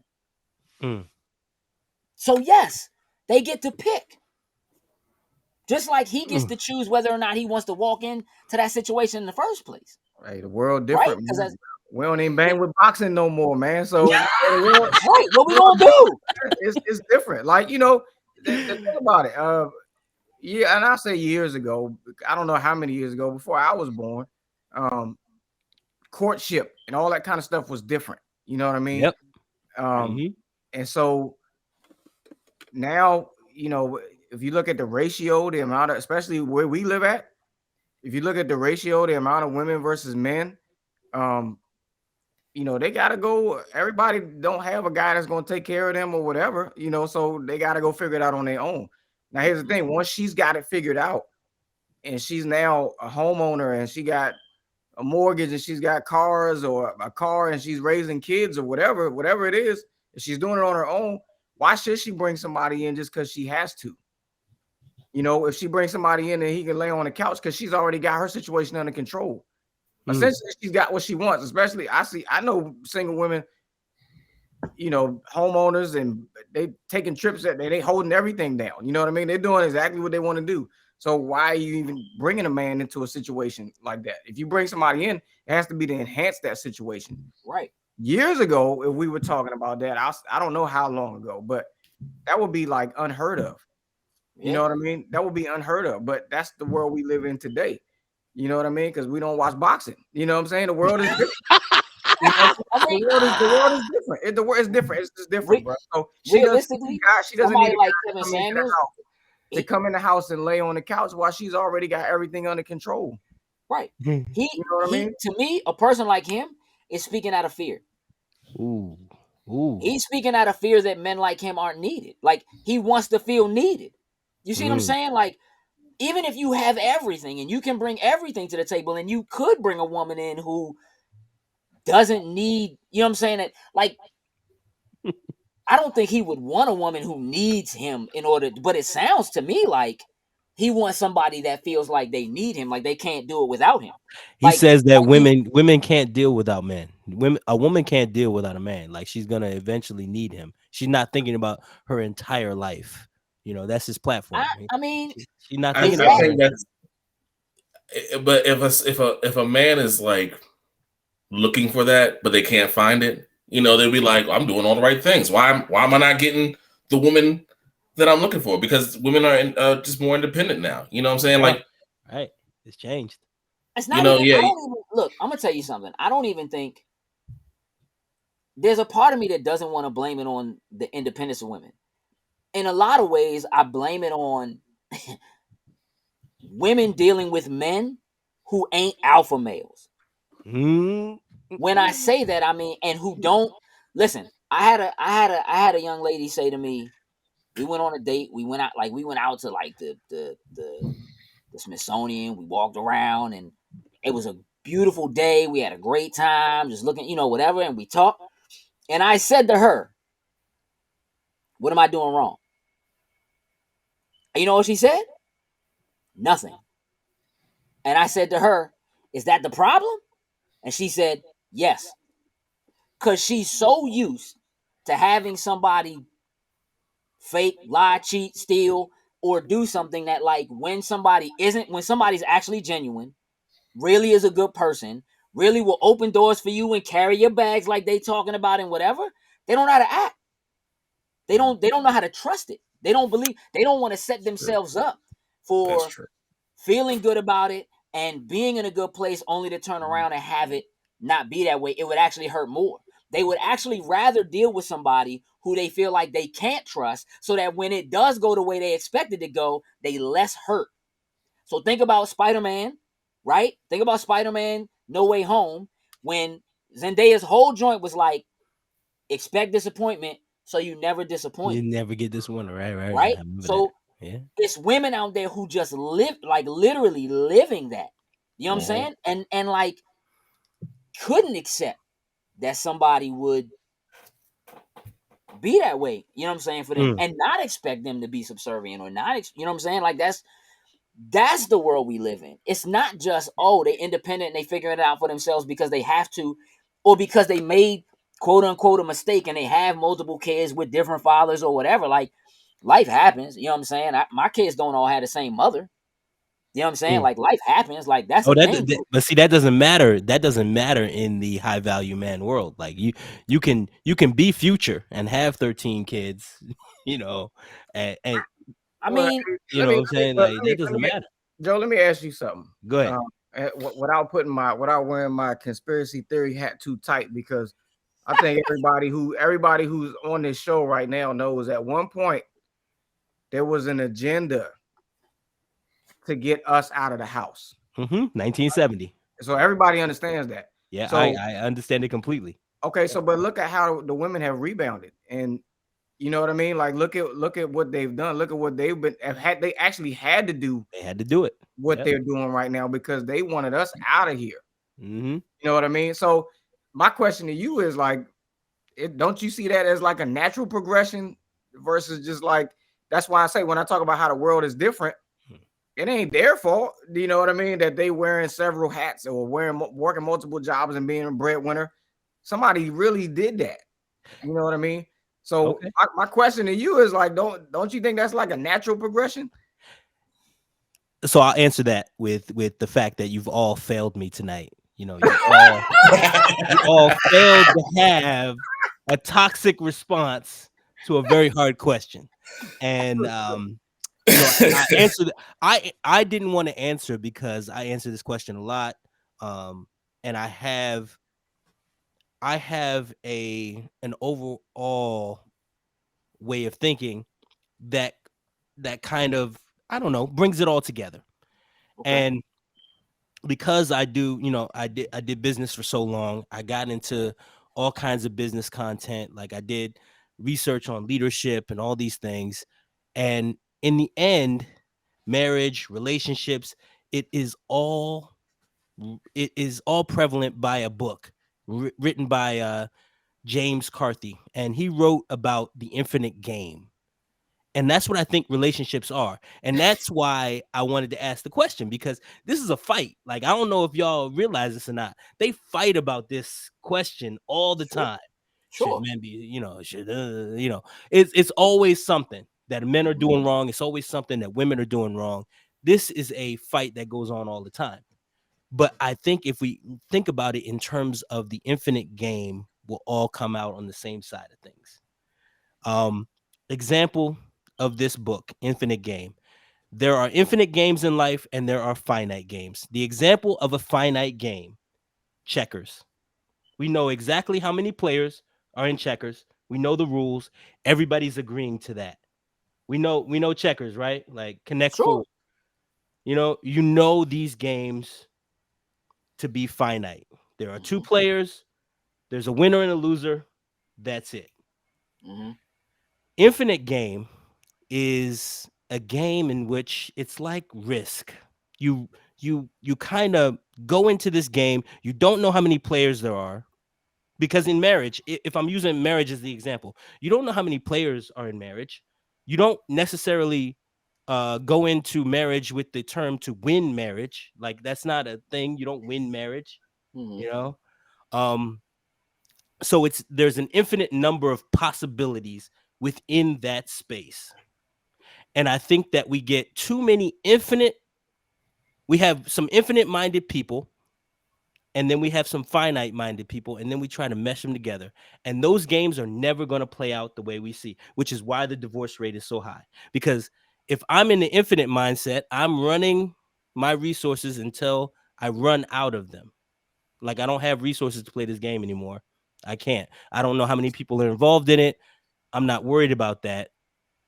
My infinite game is to run this game in perpetuity. Finite games, people are trying to win at every cost. You're trying to jump this player. You're trying to, get 4 in a row. All these things. And I feel like there are too many finite players in this relationship space, and that's why we're losing the battle. That's why the argument continues. Let me tell you. Let me tell you why you could take that book and you could tear it in half. Okay, go ahead. Because marriage is not a game. Relationships are not a game, and even if you use them, even if you use it metaphorically, it's like you said. There's no winners. There's no losers. So the issue is not finite players versus people who are playing an infinite game. The difference is, are we competing or are we cooperating? That's the difference. So if you can take two teams and put them against each other and say that the finite goal of this game is to win the game. When the game is over, we can have any number of conversations about how the breakdown of cooperation kept one team from winning, or the great cooperation of another team helped them to win. You understand what I'm saying? But to me, what people are missing is that when two people in a relationship, again, man, woman, woman, whatever it is, when they have an argument, are they trying to win the argument, or are they trying to figure it out, to work it out, to come to an end, right? Are they cooperating? So many times what happens is when people get into an argument or get into a fight, they go into defense immediately. So we stop listening, right? So we're not cooperating. You understand what I'm saying? So are we having an argument or are we having a discussion? Even if you're angry, even if it's heated, even if you feel like you're on opposite sides of the coin, right? The objective is to get past it so we're not fighting anymore. The objective is to figure out what happened so it doesn't happen again, so we don't have to have this argument anymore. The objective is, how can we get through this so we can go to sleep tonight and not be mad at each other? So when you give me my dinner tomorrow night while I'm watching a game, it's not just a couple of words and then we just get over it, but we figured it out. We worked it out together and we made it happen. You understand what I'm saying? So the idea of saying, I will tell you that as a person, I am much more cooperation driven than I am competition driven. I believe in putting people together and saying, let's work as a team, let's figure this out. And that doesn't necessarily, like, everybody's got a role. You do your part, you do your part, you do your part. We bring it all together, we make it happen. I'm cooperation driven as a person, okay? There are many people who are competition driven. Many times we call those people the ball hog. They're Right? fine. We call them the ball hog, right? Yeah. Cam Newton wants to be the star of the show. He wants to be the quarterback and just the quarterback and be the only person that anybody pays attention to. The person who catches the ball can't catch the ball if I don't throw him the ball. I'm the guy. You understand what I'm saying? So it is not, are we playing checkers or are we playing Risk? It's, are we playing together or are we playing against each other? Doesn't matter what the game is, because checkers is not a finite game. You know why? Because over time, the rules of checkers have changed. I don't know how you play checkers, but I know people who play flying kings, double jump, triple jump. I know people who play quote unquote by the real rules of checkers that says, if you have an opportunity to jump me and you don't jump me, I get to take your piece. That's real rules of checkers. Most people don't even know that. Let me ask you, the last time you played Uno, when you played Uno, did you add up the points to see who won? Nah, you played until it went out. But read the rules to Uno. That's not how it works. The way Uno works is, whoever has the most cards in their hand, each card has an amount of value associated with it, and whoever has the most points wins. It's played like rummy. It's not played like Uno. You understand what I'm saying? When you play Uno, do y'all stack? I throw a reverse on top of reverse. I throw down 2 draw 2s, 4 draw 2s. We can change the rules of any game any way we want to make it work for the way we want to play it. That's the. Let me ask you a question. Is football played the same way it was played when it started? No. You remember when they got rid of instant replay and then put instant replay back in? Yeah, they changed it. You understand what I'm saying? Yeah. So no game technically is actually finite. The question is, are we cooperating or are we fighting each other? And that's the interesting space, because you get into a relationship and now we have the internet, and the internet is going to make that an infinite game, because in marriage it used to be your partner and what goes on in that marriage. But now I have pictures. I have wonderful vacations that other people are taking. I have so many things that a woman can bring to you. Like, oh, I wish he would Let me take tell you me. why that doesn't matter. I'm going to tell you exactly why that doesn't matter. But it doesn't matter to you. No, But no, does no, it no, no. matter to the I woman who dealt can be with with that. you? What I'm saying I is, dealt with somebody like that. I dealt with somebody who lived off of Instagram. Yes. which is cool. But listen to what I'm saying to you. That doesn't matter because the internet didn't cause that. The internet might have made it more prevalent, but the internet didn't cause that. Listen. When in the 1950s, the woman that stayed at home in the household, all the women that stayed home while all the men went to work, what do you think the women did while they was doing that? They was gossiping. My husband did this. Oh, we about to go to such and such. Oh, we going over here. And when the husband came home, they going to such and such. Why we not going to such and such? Oh, they just came back from Disney. Why we not? That's not new. You can't blame that on the internet. The internet didn't do that. Gossip did that. That's not an internet thing. Yes, it's there. It's in front of people. But if you got rid of it, if the internet went away, if Instagram stopped being a thing, those same issues still persist. Yes, I agree with you, except for the internet allowed it to be millions instead of just the people in your Just your neighborhood. neighborhood? Yeah. So now let you me- have so to let me ask you- compare yourself to women that are across the world, right? I wouldn't does even that say matter? the Why does internet that matter? either. Way before, I mean, like after, what Gage is talking about, there's still magazines that say like 10 ways to do this for your man or for your woman, things like that. People can go off of that and feel like this is what I need to do, or this is what you need to do. And it's not the communicate, like you said, it's not the communication part, it's the competition. Right. I'm competing with what this book is telling me that I feel like I need to do rather than communicating with what we have to do. It's not. Listen, I think the internet gets so much blame for the internet has been, it just in my opinion, more good than bad. Right. And like right now, we wouldn't be able to do this show without the internet. I think the internet has been more good than bad. Okay. I mean, there'd be a way to do it, but the way we're doing it is using the internet, right? I think the internet gets a bad rap for the things that people see and people's ability to separate reality from what's not real. Like, you don't know what's real on the internet versus what isn't. You never have, right? But that's the same thing in a magazine. It's the same thing on TV. So when they was watching TV or listening to the radio or whatever, people have always been able to take the things they thought somebody else was doing or that they heard someone else was doing and supplant their own ideas of what they felt like they deserve or what they thought that they should get and put that in the same play. I don't think you can blame that. I think the one thing the internet has done that has been bad for us very recently, like within the last 15 years, is make people's attention span shorter. Oh. Go on, break. I think it's made people's attention span shorter. Right? I think people now, I think you could partially blame people not taking the time to listen to each other because their attention spans are so short. Right? I don't have time. I think people think they don't have time. Right? And everything has to be broken down into bite-sized chunks and things that are small. And we're telling ourselves that our kids can't do things for long periods of time and can't pay attention. But sit them down in front of a video game and let them go at it. They'll do it for hours. Yes, they scroll. They watch something that's 6 seconds over and over and over again, and it gets a lot of views. And we know what that is. We know what the business of that is. But that's business.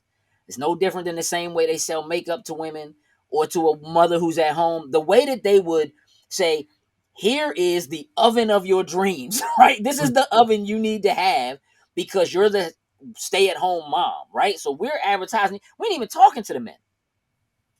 You know what I'm saying? We're not even talking to him. Even though, as far as we're concerned, he's the one who's going to pay for it. You're the one who's going to talk them into it. They would treat women the way they treat our kids. They advertise to them, here's this toy, you got to have it. You need the new Nerf gun. Go tell your parents you need Roblox, you need V-Bucks, go tell them. Because we know kids ain't spending money. Now kids are spending money. Let me say this, man. As relates to, what relationships and what the role is of the woman and the man and stuff like that. internet aside, because I do get the rabbit hole that people can go into when it comes to looking at the internet and being like, hey, but it's actually a good thing. Sometimes the internet can show you some things. It's like, oh, dang, I didn't even know about that. Right. And it kind of helps you to kind of broaden, what your palate, for lack of a better word. But let me say this. So internet aside, because the internet is probably what ruined boxing anyway. Facts. In a relationship and in the roles, and it all starts with sacrifice. So like, what are you willing to give up of yourself for somebody else? So when someone's asking a woman to give something of them, right? And this is like not even a relationship thing. This is anything. If I got a business partner or whatever it is, I got to be willing to do what that person is willing to do or more in order to make it work. Everything is give and take. You know what I mean? So to define somebody's role and say, or reduce their role and say, this is what she must do, or this is what he must do. Because women have certain criteria. Y'all touched on that, where they have like these unrealistic criteria. A man got to make 6 figures. He got to be 6'3" and all that kind of stuff. Go find them by all means. Go find them. I'm cool with that. Yeah. And so Cam Newton can say, I'm looking for the one that's going to be subservient or whatever like that, because that works for him. I think we said that in the beginning, if that's what he wants and if that's what she wants, at the end of the day, I don't that's think cooperation. That is cooperation, but they'll cooperate because that's what they both want. You're going to get what it is that you want, thinking that that's going to work. You know what I mean? Whereas you still got to be willing to. You got to be willing to give. You got to be willing to sacrifice something of yourself in order to make something work. You know what I mean? We all sitting here sacrificing. We like biting our tongue. We want to chime in, but for the greater good, we're waiting our turn, right? You know what I mean? Like everybody's got something to say. So it's kind of like that. Like when you're dealing with a relationship, and I'd like to actually know how that book kind of relates to a business, because I heard you mention like the relationship part of it is just an aspect of it. You know what I mean? But even in business, I gotta be willing to do more than my partner to make things work. So if I'm willing to go to, if my partner is willing to put up 60% versus my 40, you know what I mean? Next time I'm gonna be trying to put up 70 to his 30. You know what I mean? Just so that we're good. So you mean in the middle? We're taking care of the house. You know what I mean? We're taking care of what's important. So that's all I wanted to touch on. But I would like to know how that stuff relates to business, because Infinite Game worries about what's going on in your household. So it's Walmart and Target, for example. This is just an example. Or Apple and Microsoft. When in the 2000s space, in the early 2000s, Microsoft, they had these conferences saying, how can we beat Apple? Like, Apple's coming up. They had Justin Long on their commercials, and he advertised himself as, I'm Apple, and then the PC was like this fat white guy, unfit, not cool, right? So everything in Microsoft's at that time was like, how do we beat Apple? They would have huge conferences and they say, how do we beat Apple? But when you go to the Apple conferences, they were like, how do we make it easier for teachers to teach? How do we connect with people who are using a home system? I don't believe and that. You know what I'm saying? And that's the infinite game. It's not about your competition. It's about what's going on in your household. So that's why I attached the infinite game to relationships, because we had all this noise about, oh, they're doing this. And, Kevin Samuel says that you have to be, but you guys are actually speaking to the infinite game. You're saying there are no rules. Like, what works for you, that communication that Gage is talking about, that can work. My dad is the loudest voice in that household all the time. He also believes that you can only be successful if you have a 4-year college degree. You can only make it if you work for 30 years for the same company. None of that is true anymore. Right? Sure. But it worked for them, right? Yeah. Everything that I'm talking about worked for this these two people in this household. And I would say, just as much as there's like a conflict with things, like you say, a man could see something and a woman could see something in a relationship and not necessarily agree. There's also the relationship that, like, hey, babe, come look at this bullshit right here, and we can agree that it's bullshit. Right. You know? Right. Yeah. Because that's probably how y'all met anyway, was on that kind of stuff. You know what I'm saying? Or whatever, right? Like, a lot of people forget. You know what I mean? That's what it. I mean, look, I can certainly agree that the idea behind worrying about what's going on with you and being able to filter out the outside noise is absolutely something that is I wouldn't say it's crucial, right? Because sometimes the outside noise tells you what y'all don't want to do. You know what I'm saying? It tells you where you don't want to go. It tells you how you don't want to act. It tells you what you don't want to be, right? It tells you how you don't want to raise your kids. The outside noise can be just as positive as it can be negative. So it's not about filtering out. It is about filtering the noise. It's not about keeping the noise out completely. It's about filtering that noise. It's about being able to see what that noise is and figuring out how that works for you, how it benefits you, what it actually means for you, right? And you can say, man, look at what so and so and so and so did. I would like to do that. I know that's not realistic for us now. How can we set some goals so that we can go on a vacation to this place 2 years from now? You understand what I'm saying? Like, I want to do that too. Can we do that? That doesn't necessarily mean let's do it right now. It is about figuring out how to cooperate based on that noise that you're hearing, because you're not going to keep that noise away unless you just lock yourself in and become a recluse, right? And then you deal with each other, and that's all you deal with, right? And that's, some people are dealing with that or had to deal with that in some manner over the last 2 years, right? Because they was locked in the house. You know what I'm saying? Together. But I don't think that there's a, again, this isn't, I think in that instance, I think that Kevin Samuels is wrong because he's trying to take one thing and make it fit all people.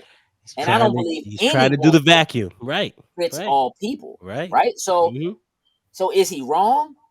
Yes. Is he wrong to his audience? Yes and no, because within his audience, there are people who are only listening to him because they want to disagree with him. And there are people who are only listening to him because they do agree with him. That's and that's a vacuum. Right? I want to relay that back to Spaid, because he asked me in business, what it is about, and there was things about Howard Stern. Howard Stern was the biggest DJ we've ever seen in this space in DC. He used to DJ for DC 101, and the average Stern listener listened for an hour and a half, and he had a 4-hour show. The average Stern listener listened for an hour and a half while they were in traffic or whatever. And the average response for why they were listening was, I want to see what he's going to say next. The average Stern hater would listen for a full 4 hours. Yep. And the common response was, I want to see what he's going to say next. Same and thing. I say that to say, like, he worried about the infinite game because there was a lot of noise coming at him. He could have worried about like what people are saying, like what they're offended. They want him to stop. They wish he was more kind of even keel. That's not the DJ they were used to. But he listened to himself and he said, this is what I want to do and this is what I'm going to do. And again, I'm gonna tell you that you can frame things however you want. Like, listen, you're not gonna tell me that Apple was sitting there having meetings saying not saying how do we go after Microsoft. They're sitting in a room and they're saying, how can we make it easier for teachers to teach? They're not doing that. And I'm going to tell you why. Because if that's what you're doing when you're having those meetings, then your commercials don't look like that. You're not putting out commercials talking about how much better you are than what the competition is if you're not having meetings talking about your competition, right? And if you're saying, how can we make it easier for teachers to do what teachers do? You're asking those questions because Microsoft has control of the businesses in the schools. Microsoft has control of businesses, right? So where can we get in? Let's try to get in where they don't have. We always had schools. How can we do it in schools so that we can keep them out? That's not how can we make it easier for them? It's how can we make it so much easier for them so that they don't go to the competition? It's not that's BS, bro. Like, don't listen. You can tear that book in half, bro. You can tear it in half. Straight up. Because it's okay. I'm not All right. listen, I'm not saying One it's more not example, and then I'm out. Sure. Blockbuster. Blockbuster is a perfect example of the infinite game. They only saw the finite goal of late fees. In 2009, Blockbuster had a choice. They could have switched to streaming services first. They had the technology and they had the backing of, of all the science behind it. Somebody came to the CEO and said, look, we should switch to streaming service. And they were like, but we get 11% profit right now off of this late fees. These late fees. And they're not here anymore. They're not here because Netflix saw it first, in quotations. And, even though we had to at the time send CDs back to them and all that, they were still trying to go into the streaming space. Blockbuster could have done it first because they had the capital, they had the history, but they chose to say, hey, what's happening right now is more important. Right. Again, what do we need to do to be able to take that trip in 2 years? Right? How do we put our money together and let's figure out how we're going to save so that we can see the future, right? How can we do this in 2 years? So Blockbuster was looking at right now. Oh, I see they just went on a trip. I want to go on a trip. How come you're not taking me on a trip right now? Instead of saying, let's figure out how we can make sure that we're still here and we can go do that in 2 years. In the infinite game, right? That's an example of the infinite game working because Netflix saw the infinite game. They were only valued at like $17 a share. Well, look where they are now. Look what happened to them this week. Oh, yeah, they got devalued. Like nobody's business. But that's everybody else in the streaming game. That's a short term. That's a short term. They really did a giant flex. I don't want to get out of it. Okay, we can do that later. I know they just sent me a message that says your bill is changing. Yeah, they really did a giant flex. It's gonna come out later. Yeah, I mean, we'll see if it's a flex because people might leave, but we'll find out. JoWie, what you got, man? All right. Well, I shoot you a text every now and then just asking questions, and my biggest thing is, how do y'all feel about? Well, in specific, I've been watching this Moon Knight series on Disney Plus. Yeah. And listen, we're not gonna spoil it, but I feel you. It's based on some Egyptian gods and different things. Yeah. And this one particular god is voiced by a white actor. Yeah. And I'm just wondering, like, how do y'all feel about how they get like why doesn't Khonshu sound Egyptian? Yeah, why didn't they get like Egyptian, more African sounding? I don't know how to explain it. Why in general don't we have more? We talked about it on the Loading Snacks, that the joint I was on, but why don't we have more black superheroes? Where are the black superheroes? Why when we have the opportunity do we get white people? Let me. I didn't know that. I didn't know that actually. I mean, I don't really follow Moon Knight. This is like watching Moon Knight. I've been watching Moon Knight, but I didn't like. So he's just talking about when Khonshu talks, like Khonshu doesn't sound like. Yeah, I actually saw the guy who is the voice of Khonshu, some older white guy or whatever. But he's prevalent. He's from something. He's a big deal in some arena or whatever. So I guess they threw him that bone, I guess, for the sachet or whatever. But see, I did not look at the voice of Khonshu and feel like it should have been a black voice. I just felt like it should have been a good voice. I didn't particularly like the voice when I first heard it. Yeah. I thought it was that goes for Venom too. Like, it was kind of weird, and then you just kind of get used to it. But to the point that you're making, as far as like him, it should be somebody, I guess, who sounds more of African descent. I didn't really look at it in that light. I just wanted to. I guess I was just looking for a better voice. But for the way they frame that, all those gods in that show, kind of like how the Black Panther god or whatever, like, it's almost like this. If we take where all those stories are derived from, so Moon Knight was created in like the 70s or whatever, for them to go back and try to make it more black than it was, you know what I mean, or put a spin on it, it kind of would probably come off a little corny to me.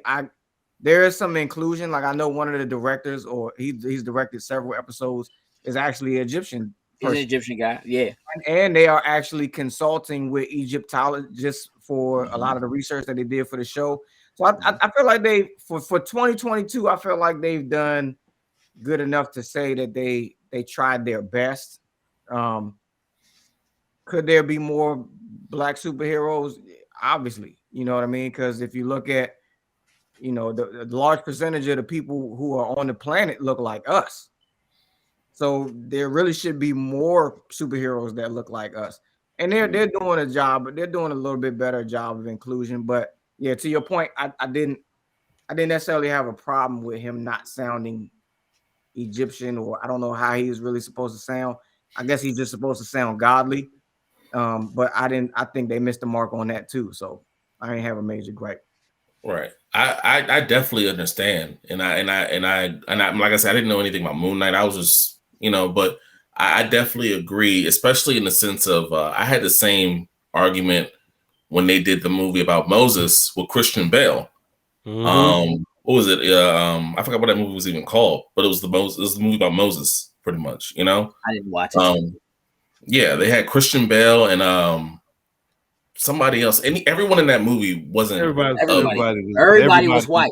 Right. All of them was white. Right. Yeah. So I definitely get it and I understand. But yeah, I guess like Spaid said, I guess I didn't look into it that much with Moon Knight, but I definitely get it. And this should definitely, if you guys are saying that, they're holding up to it, as it should be, then that's great. But I definitely get to what you're saying, it should definitely be something. There definitely more black superheroes as well. I feel like with all the money that we have in Hollywood, just amongst black elites, we should have way more black superheroes and things It's like the problem. I had an interesting conversation with my mother about they give black people the position. They don't necessarily give you the power, right? So we're coming into a space where you're saying, oh yeah, he got that role, she got that. Who owns the movie company besides Tyler Perry? I don't know too many black people that own a movie company that can do it. You know that Amazon just bought MGM. Huge movie company. Wow. That's not they got all the James Bond movies, right? Yeah, for like 9.8. It was like 9.8 billion or something like that. It's not black. You know what I'm saying? And until we get to that level, even in NFL, NBA, there are no black owners. NBA is a little better. NFL, majority owners, there are no black majority owners. Yeah, it's not majority. Yeah, right. NBA is not majority, and then NFL, there's nobody black, right? So you can give them the highest position, you can throw them these coaching things, but they don't have power. And then they find out they don't have power when they can't bring in those little nuances, kind of like Kantu in that universe. Disney is not a black owned company, right? So they're not thinking in that mindset. And a lot of what my dad used to watch was old westerns, and in old westerns it was always cowboys versus Indians. Well, guess what? There were no Indians in these movies. In these black and white movies, they were all white guys dressed as Indians, right? So they've never been represented. It's always been a Turner movie classic or American movie classic to just put white people in these roles. Even Egyptians, Cleopatra was a white woman. You know what I'm saying? Like, it's just Gods of Egypt, all of them except Top was black. Gods of Egypt, right. It's always been this way. Now it is wrong for it to continue to be this way. for example, Miles Morales in the Marvel space, to me, that's that's a nod, black superhero, kind of, even though that's something, we're on. I just feel I like mean, this has always been a thing, and instead of giving us the position of power, they just give us a position. So there might be a black actor in this role, but there is never going to be a black owner of a movie company that's respected, because we find reasons to disrespect Tyler Perry all day. At the end of the oh, day, I can't stand him. I tell yeah, you right now, I can't stand him. yeah, I hate everything he touches. I think it's all corny. Mhm. I'm not even like, and that's listen, but that's a fact though. yeah, So here's the thing. Listen. I've always been the kind of person that's like, I have no problem supporting black businesses or yeah, black creatives or whatever. Right? I'm a mhm, person who likes to support creatives. I yeah, don't care what you look like. I don't care who you are. But that also means that if I don't like your work, I'm not going to support you. That's where I am. mm. Now, we don't have to go off on Tyler Perry right now. I could. We're not going to. Because what I want to do is I want to speak to what Tui's talking about and why I Right. think we are where we are. The first thing is because the only color that really matters to any of them is green. It's all dollars. And Amen. so there are a couple of reasons why that happens. For a very, very, very long time, whether they believed it or not, it was put forth that if they made movies that had all black casts, or if they make that, they couldn't make money. Now that doesn't mean they couldn't be successful, right? For them, successful would be we made more money than we spent making the movie, so they'll give us a modest budget. This is your budget. Go make a movie, and the movie does really, really well, right? Um, but it was believed that they couldn't make money on a grander scale. As a matter of fact, most importantly, on a global scale. So when it comes to something like Disney and Marvel and what they do, regardless of how much we all love Black Panther, regardless of how much white people love Black Panther, let's keep in mind that we are seen the way we're seen in America across the globe. It's like that in China for us. It's like that in Japan for us. It's like that in India for us. When they see us, they see what America has portrayed us as. In a lot of cases, they see us the way we portrayed ourselves. And I'm going to tell you why that is. What's the most prominent thing, dominant thing we've ever done as black people? Create. Hip hop. Oh. It's hip hop. Yeah, man, it's a whole culture. Yeah, So when we have control over it, and we're making the videos and we're doing the music and we're pushing the narrative, let me ask you a question. Are we pushing the narrative that's the same that matches what the white people gave us roles to do? We always had to be the criminal. We always had to be whatever. We just had a conversation at the beginning about Pusha T continuing to push that same kind of thing, right? That just it's Mhm. cocaine music, cocaine music, cocaine music, right? So if the most popular music on the planet is hip hop, and the hip hop that makes the most money and has the most videos is bitches shaking their ass and guns and drugs, what do you think the world actually thinks of us when we're the ones who are writing it, directing it, and putting it in front of people? Right? So if you're Disney, and by the way, they just started shooting Captain America 4, right? Anthony Mackie is Captain America now. They are shooting Captain America 4 with Anthony Mackie as Captain America. Mm. That's a big deal. It's a big step, and I'm gonna tell you what, it's dangerous. Right. Yeah. People don't like Here's that. part of why. In the first Doctor Strange movie, I never forget because my middle daughter was so upset because they took the ancient one. The ancient one is supposed to be Tibetan, like in the comic books. The ancient one is a man and is Tibetan. In the movie, it was a white woman who was Celtic, right? Y'all Right. remember this Yeah. Yeah. I in remember. that Doctor Strange movie? Hmm. She was upset. Let me tell you why that happened. It happened because the biggest, most important place for running and making money off of movies in theaters is China. And China does not like Tibet. Period. They don't. They don't get along. They don't like them. So you can't put a movie out where one of the most powerful people in the entire movie is a person from Tibet. People in China, they're not even going to let that joint play.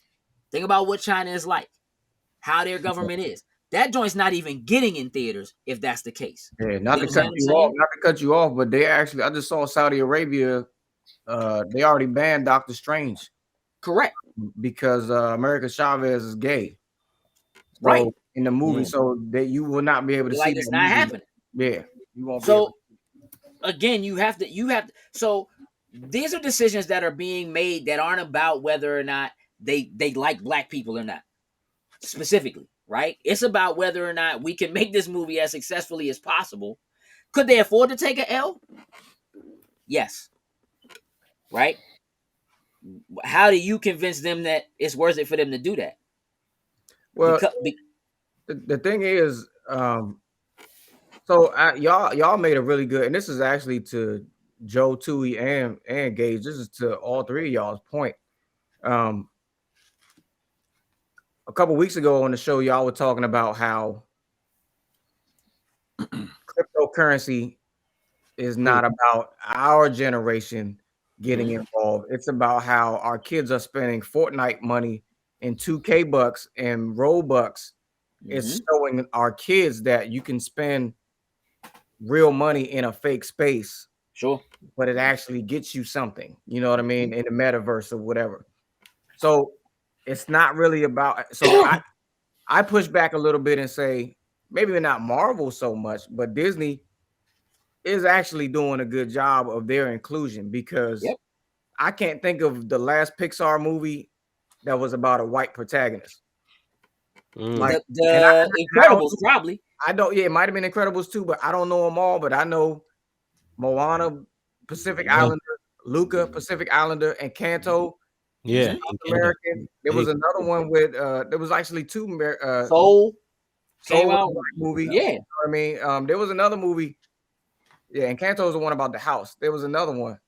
Oh, the one about the Day of the Dead. Oh yeah. Luca.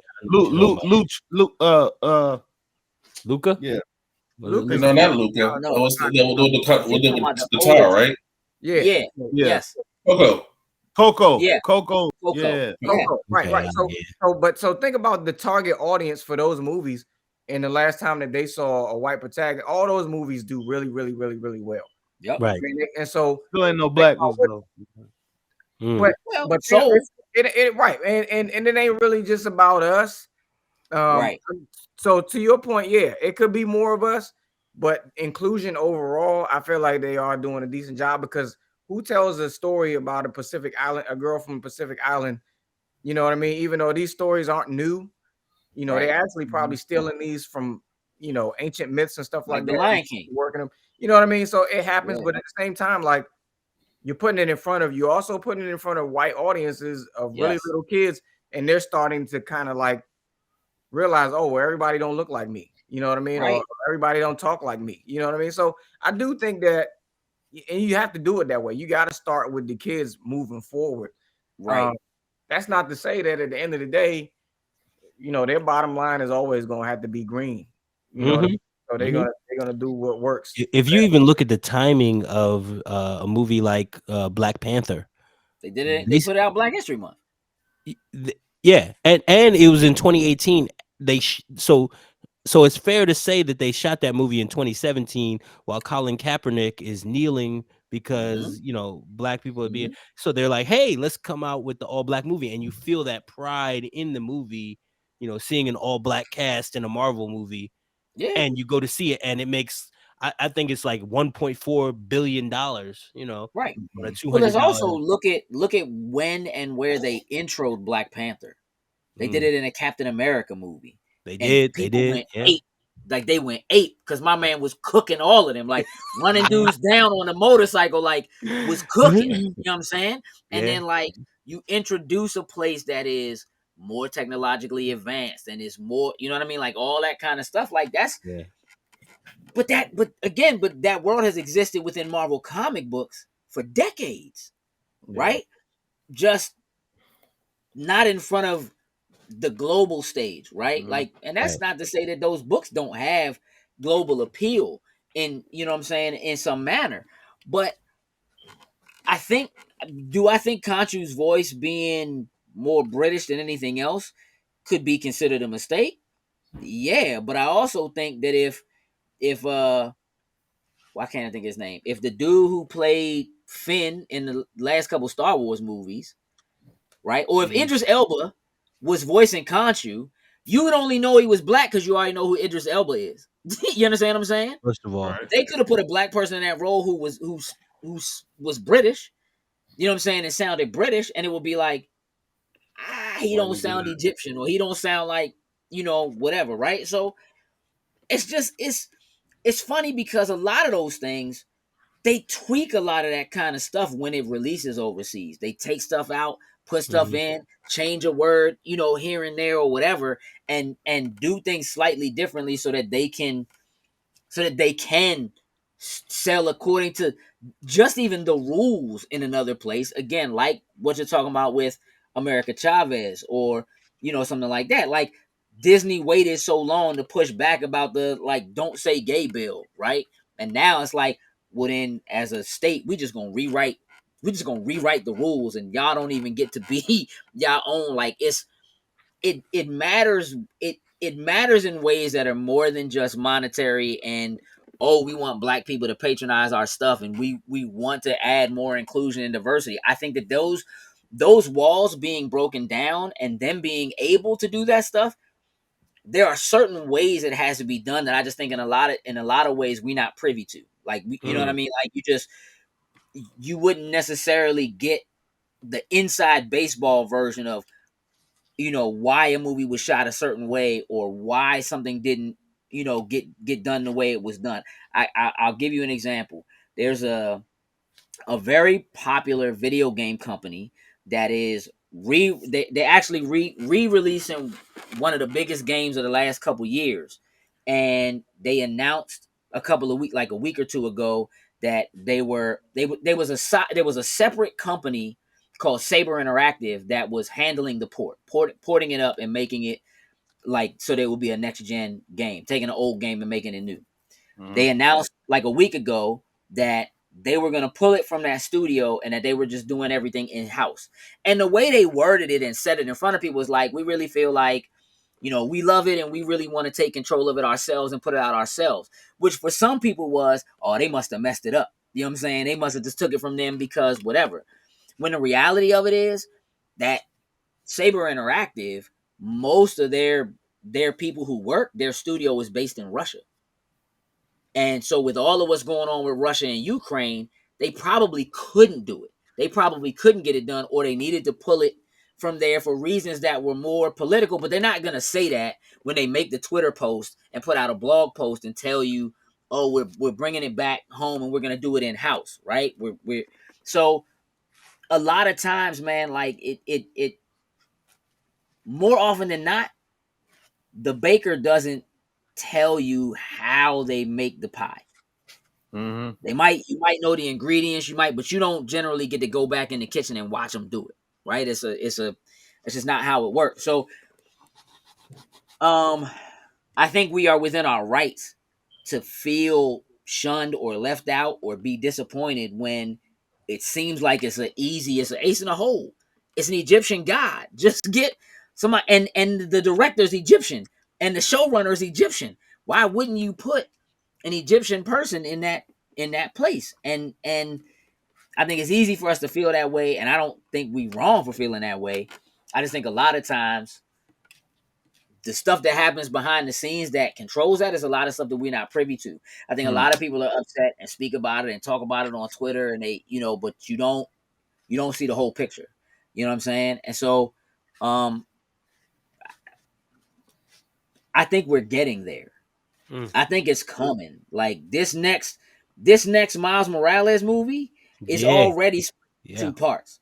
And yes, it's animated, but they've also already admitted that Miles exists within the live action Spider-Man universe. And because they're setting up Spider-Verse and because there is multiverse, there's a really good chance that we'll see that Japanese version of Spider-Man that we saw in that movie, and that we will see a live action Miles, and that we will, we are beginning to see diversity, not just black. You know what I'm saying? So is Miles Morales, and pardon my ignorance, is Miles Morales the black Spider-Man, is he part of the comics that I would see in the 50s and 60s? Like, is he, or No, is no. he created? Brian Michael Bendis, who is a white comic book writer, created Miles Morales in like 2008 or something like that, like 2010. He's not from now.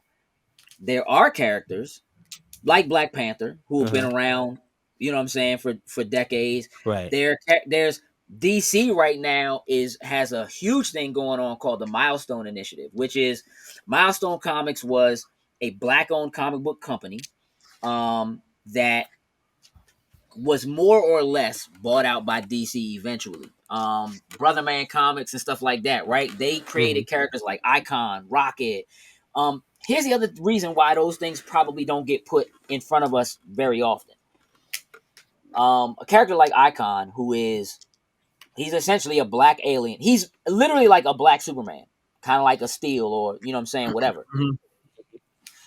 The Milestone Initiative is DC saying, we are going to put so they brought in all these black writers, some of whom are people I know, black writers, black artists and stuff, to take these characters and kind of redo Milestone and put these characters back in front of people and bring them back to the forefront and stuff like that.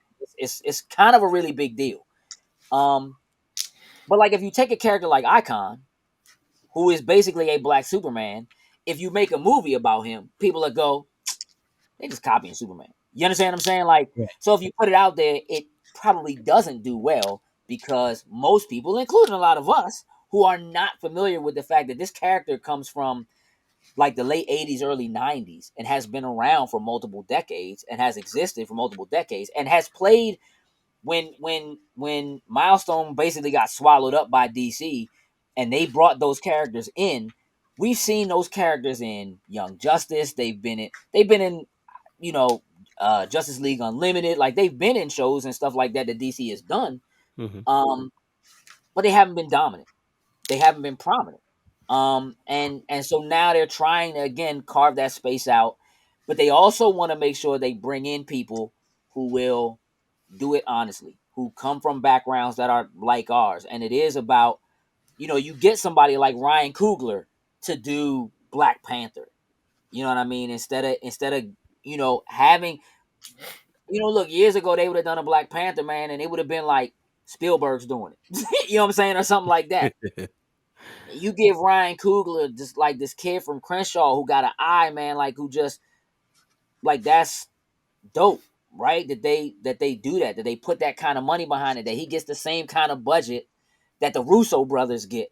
You know what I'm saying? To do something. So I think they make mistakes.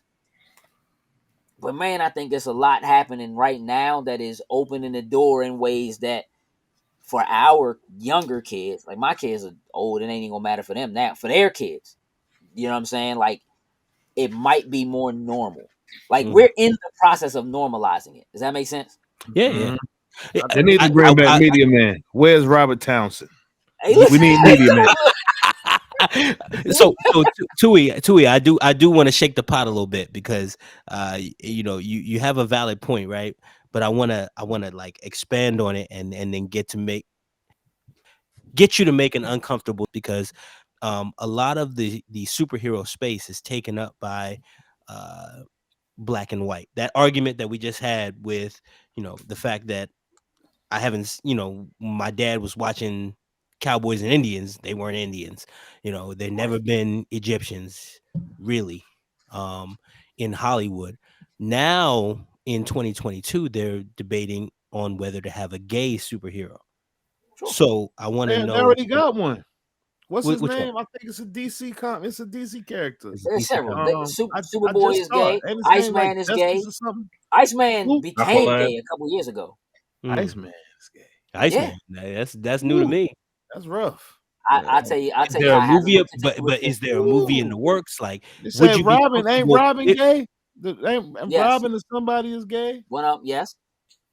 Yeah. Would you be comfortable with that? Like, are you comfortable in that space? Like, is that a valid thing? The fact that in the forefront of movies there's no gay Superman, but they want to make one. Is there room for that? Because I asked Gage, like, I'm not sure where Miles Morales even came from. He was created in 2008, but he wasn't around in 50s and 60s when they were talking about the Amazing Spider-Man. You know what I'm saying? So No. so to comic book purists, is that okay? Can I make a gay Superman? Can I do that? Yeah. I mean, I probably won't go to the movie, but you know, if that's what they chose to do, that's cool. But I would be tight if that became the big thing and we don't get ours. Like some official joints, not sidekicks, not I'm talking about some official joints. Like Hancock.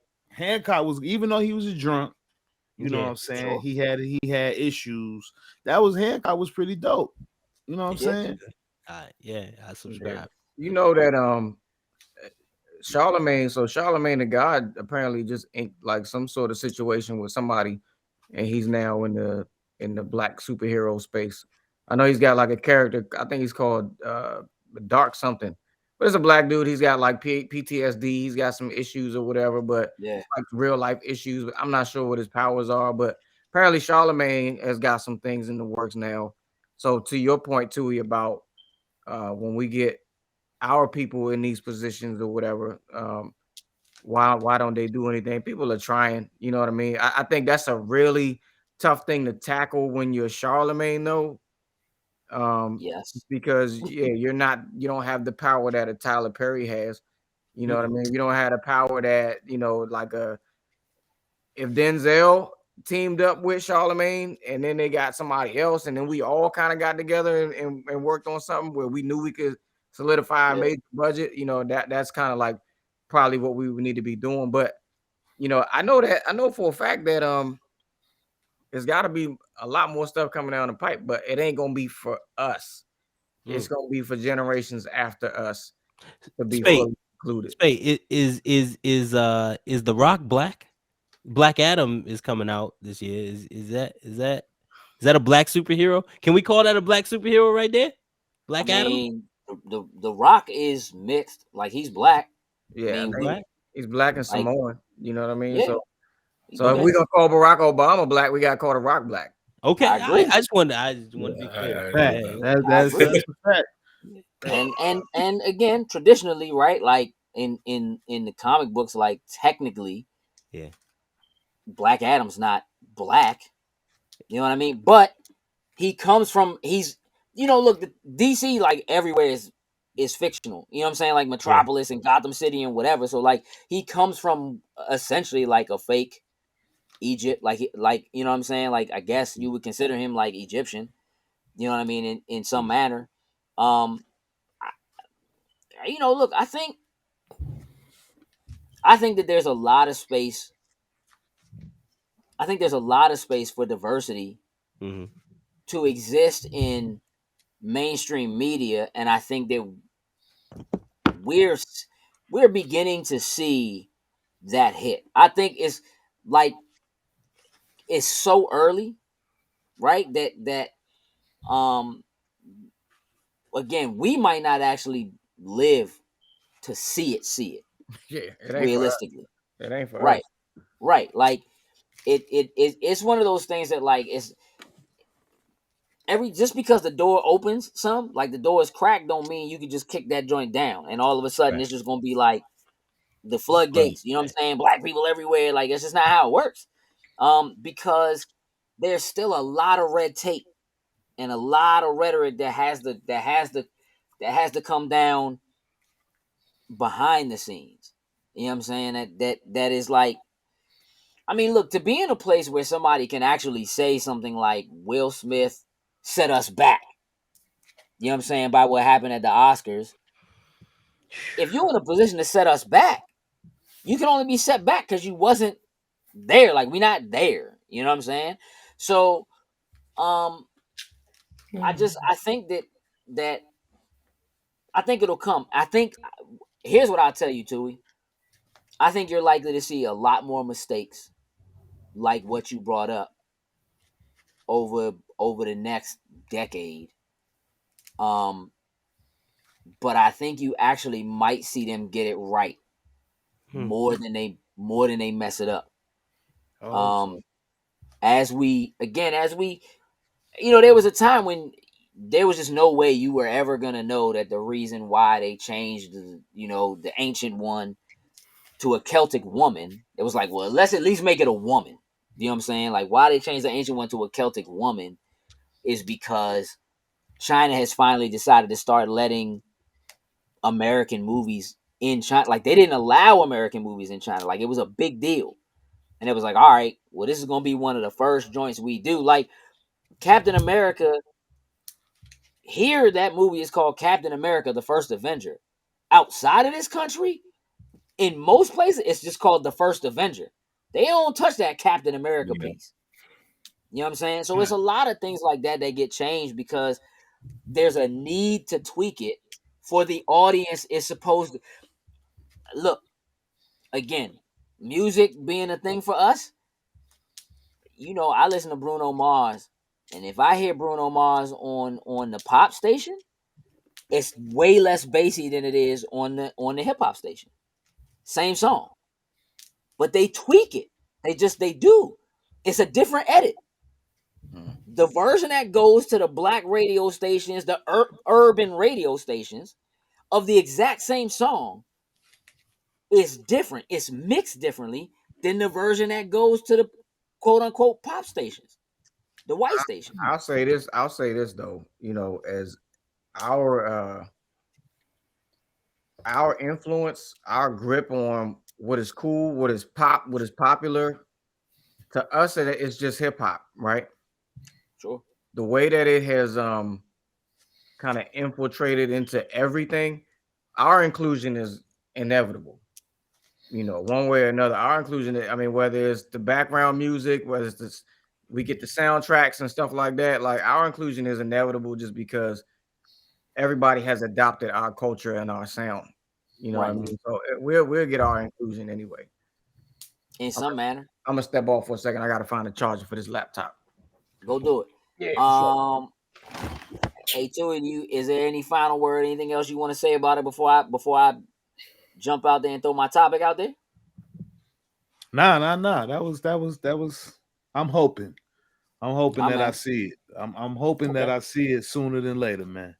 Hey, you know what? I'm gonna tell you what. I'm hoping that you have your hands in it. I'm hoping that you. That would be beautiful. You know what I'm saying? Help to continue that. I will tell you this behind the scenes. Again, I know a lot of people who are writing, doing animation. There's a lot of us who are getting opportunities that probably we wouldn't have gotten if it wasn't for what 2020 was like, if it wasn't for what George Floyd was like, if they hadn't done like blackout days where it was just like everybody else, you can only put something out today if you know what I'm saying, if you black, let's support black businesses, let's support, and people really started to see like, oh, they got stuff, they got product, they have things that we want, and it, you know what I mean, and it works and it's successful. I have worked really hard to build a platform in loading snacks as a separate thing from what this is, without ever, and Coop being there and in a lot of the initial pieces of that. I've always tried to push loading snacks without ever pushing the narrative that we're black guys who know what we're talking about. We're black guys who know comic books and video games and whatever. Like I've tried my best not to push that because I never wanted us to be seen that way. So we don't get treated that way. Like at least not to our faces. You know what I'm saying? It's never been like people just like, they either like what we have to say or they respect us as subject matter experts, or they just see us as like, hey, yo, I love them dudes. They know they stuff. They know what they talking about, as opposed to being and marketing ourselves as the black guys who happen to know anime and comic books and video games or whatever. And realistically, there's probably a whole market of people, specifically probably black people, who we're missing because I don't hashtag blurred, hashtag black creator, hashtag black. I don't do that. We probably could and would, and probably would hit a much larger audience if we did that.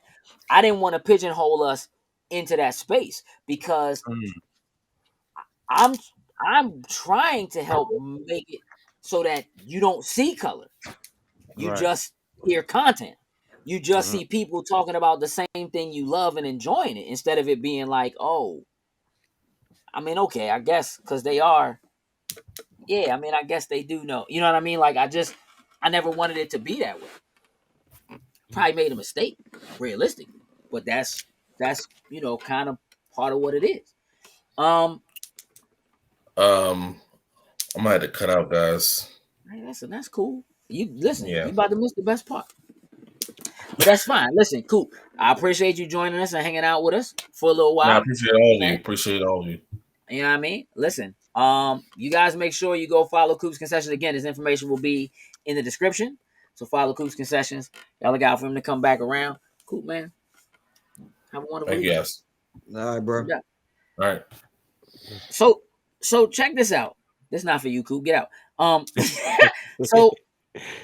So check this out. This is what I want to talk to y'all about. All right. I want to know if any of you are superstitious. That's superstitious? Yes. Are you superstitious, Tui? Is there something you feel like you got to do every time you perform, right before you perform? Are you superstitious at all? Splitting poles. That's about it. Don't split the pole. That's the thing for me. Yeah, Still don't know why. Still don't know why. But yeah, don't split the pole. Do that. I don't split the pole. Like my kids know. Like they'll tell you, don't split the pole. You split that pole, you better say bread and butter. Walk back around that joint. You better not split that pole. That's actually a big deal for me. That's a real thing for me. So I like, and it's weird because I feel like I don't necessarily subscribe to a lot of the other things that I think people are superstitious about. But that's definitely one for me. Joe, is that a thing for you? Do you know split the pole? No. I've actually been accused of, why would you split the pole? Why would you do that? Yeah, I've actually been accused of Hey, you out there messing stuff up, Joe. Messing the whole shit up, right? Like, yeah. Why would you do that, bro? Mm-hmm. I mean, the typical things that people are superstitious about: splitting the pole. If you crack a mirror and you're inside the house or whatever, that's supposed to be 7 years bad luck. You know, yeah, I can say that I try my best not to do those things. Yeah, but I'm not super superstitious. For me, it's kind of like it is superstition in a way where, if I had a really, really outstanding day, one day, if I just recall 2-3 weeks ago, if I had a really outstanding day, I'll try to leave the house at the same time I left on that day. I had a really outstanding day, you know what I mean? Okay. Or I'll try to make sure I take the same route or whatever, just to try to recreate that really good day. But outside of that, I'm not like super, super superstitious. But I don't know if it gets more superstitious than that, beat though. The thing is like I'm just chasing a good day, man. You know what I mean? Yeah. When you don't want nothing bad to happen, you know what I'm saying? So it's just like, I know have you ever felt like it worked? I know I didn't have a bad day when I did it. You know what I mean? I got rituals. I ain't gonna say it's super still like before shows. I got a little before show rituals, but it's not nothing like. I just prep my mind. I just get my mind together. I like to go and just get with my friends in the circle, and we just prep and and circulate. There you go. Yeah. Yeah. I mean, that's fair. Is that it? Is it an every show thing? I ain't no junkie, man.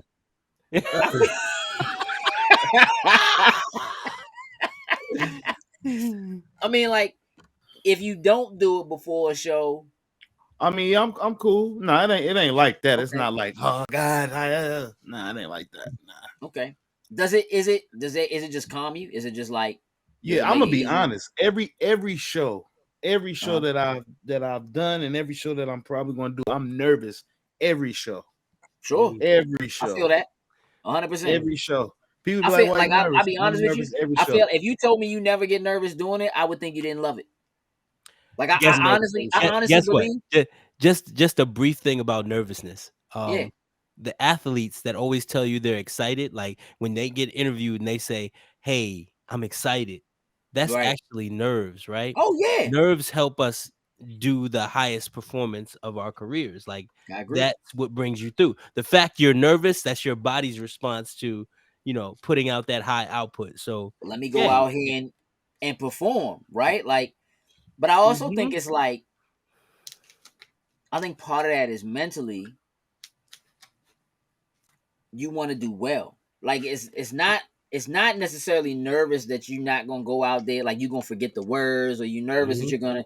It's just the nerves of like I want to go out here and knock this joint out the park. You know Mhm. what I'm saying? I want to go out here and have a great show. I want to go out here and I Break a really leg. hope that the people in this city are as responsive as the people that was in this last Right. city. You know what Yep. I'm saying? Or whatever, right? And not Right. necessarily knowing how that feedback is gonna be and that kind of thing. Like I feel that 100%. I get every time I do a live, like even doing stuff like not this, but like panels and stuff like that. Like I got a panel coming up this weekend. Every time I'm about to do that, because I don't know how it's gonna go, how the people are gonna react, what it's gonna be. I'm nervous right before I do it. Right before I do it. Mm. The first sound that comes out my face, I'm cool as a cucumber. Like I'm good. But up to that point, I'm like, okay, I just want to make sure everything's right. You know what I'm saying? Everything sounds right. Everybody knows their positions. People are coming in. You know what I mean? Like I'm always like that. Always like that. And I know we better not split no pole right before we go do the joint.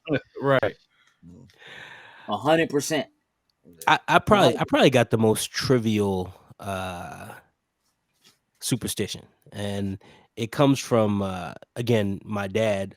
Um, when the Cowboys won their second Super Bowl in the 90s, Mm-hmm. we were all watching that Super Bowl, and it was versus the Steelers. Michael Jackson performed the halftime show. Mm-hmm. Never forget, because it started in the basement of my uncle's house. But the Cowboys were like, they were I shit think in that the was the bed. They Bills. I think they was playing the was Bills. yeah. And in the first half, they were shit in the bed. Like Emmitt Smith came out, had a brilliant run, but after that, it was nothing. They were actually down. And Yeah. my dad left. He had to go home.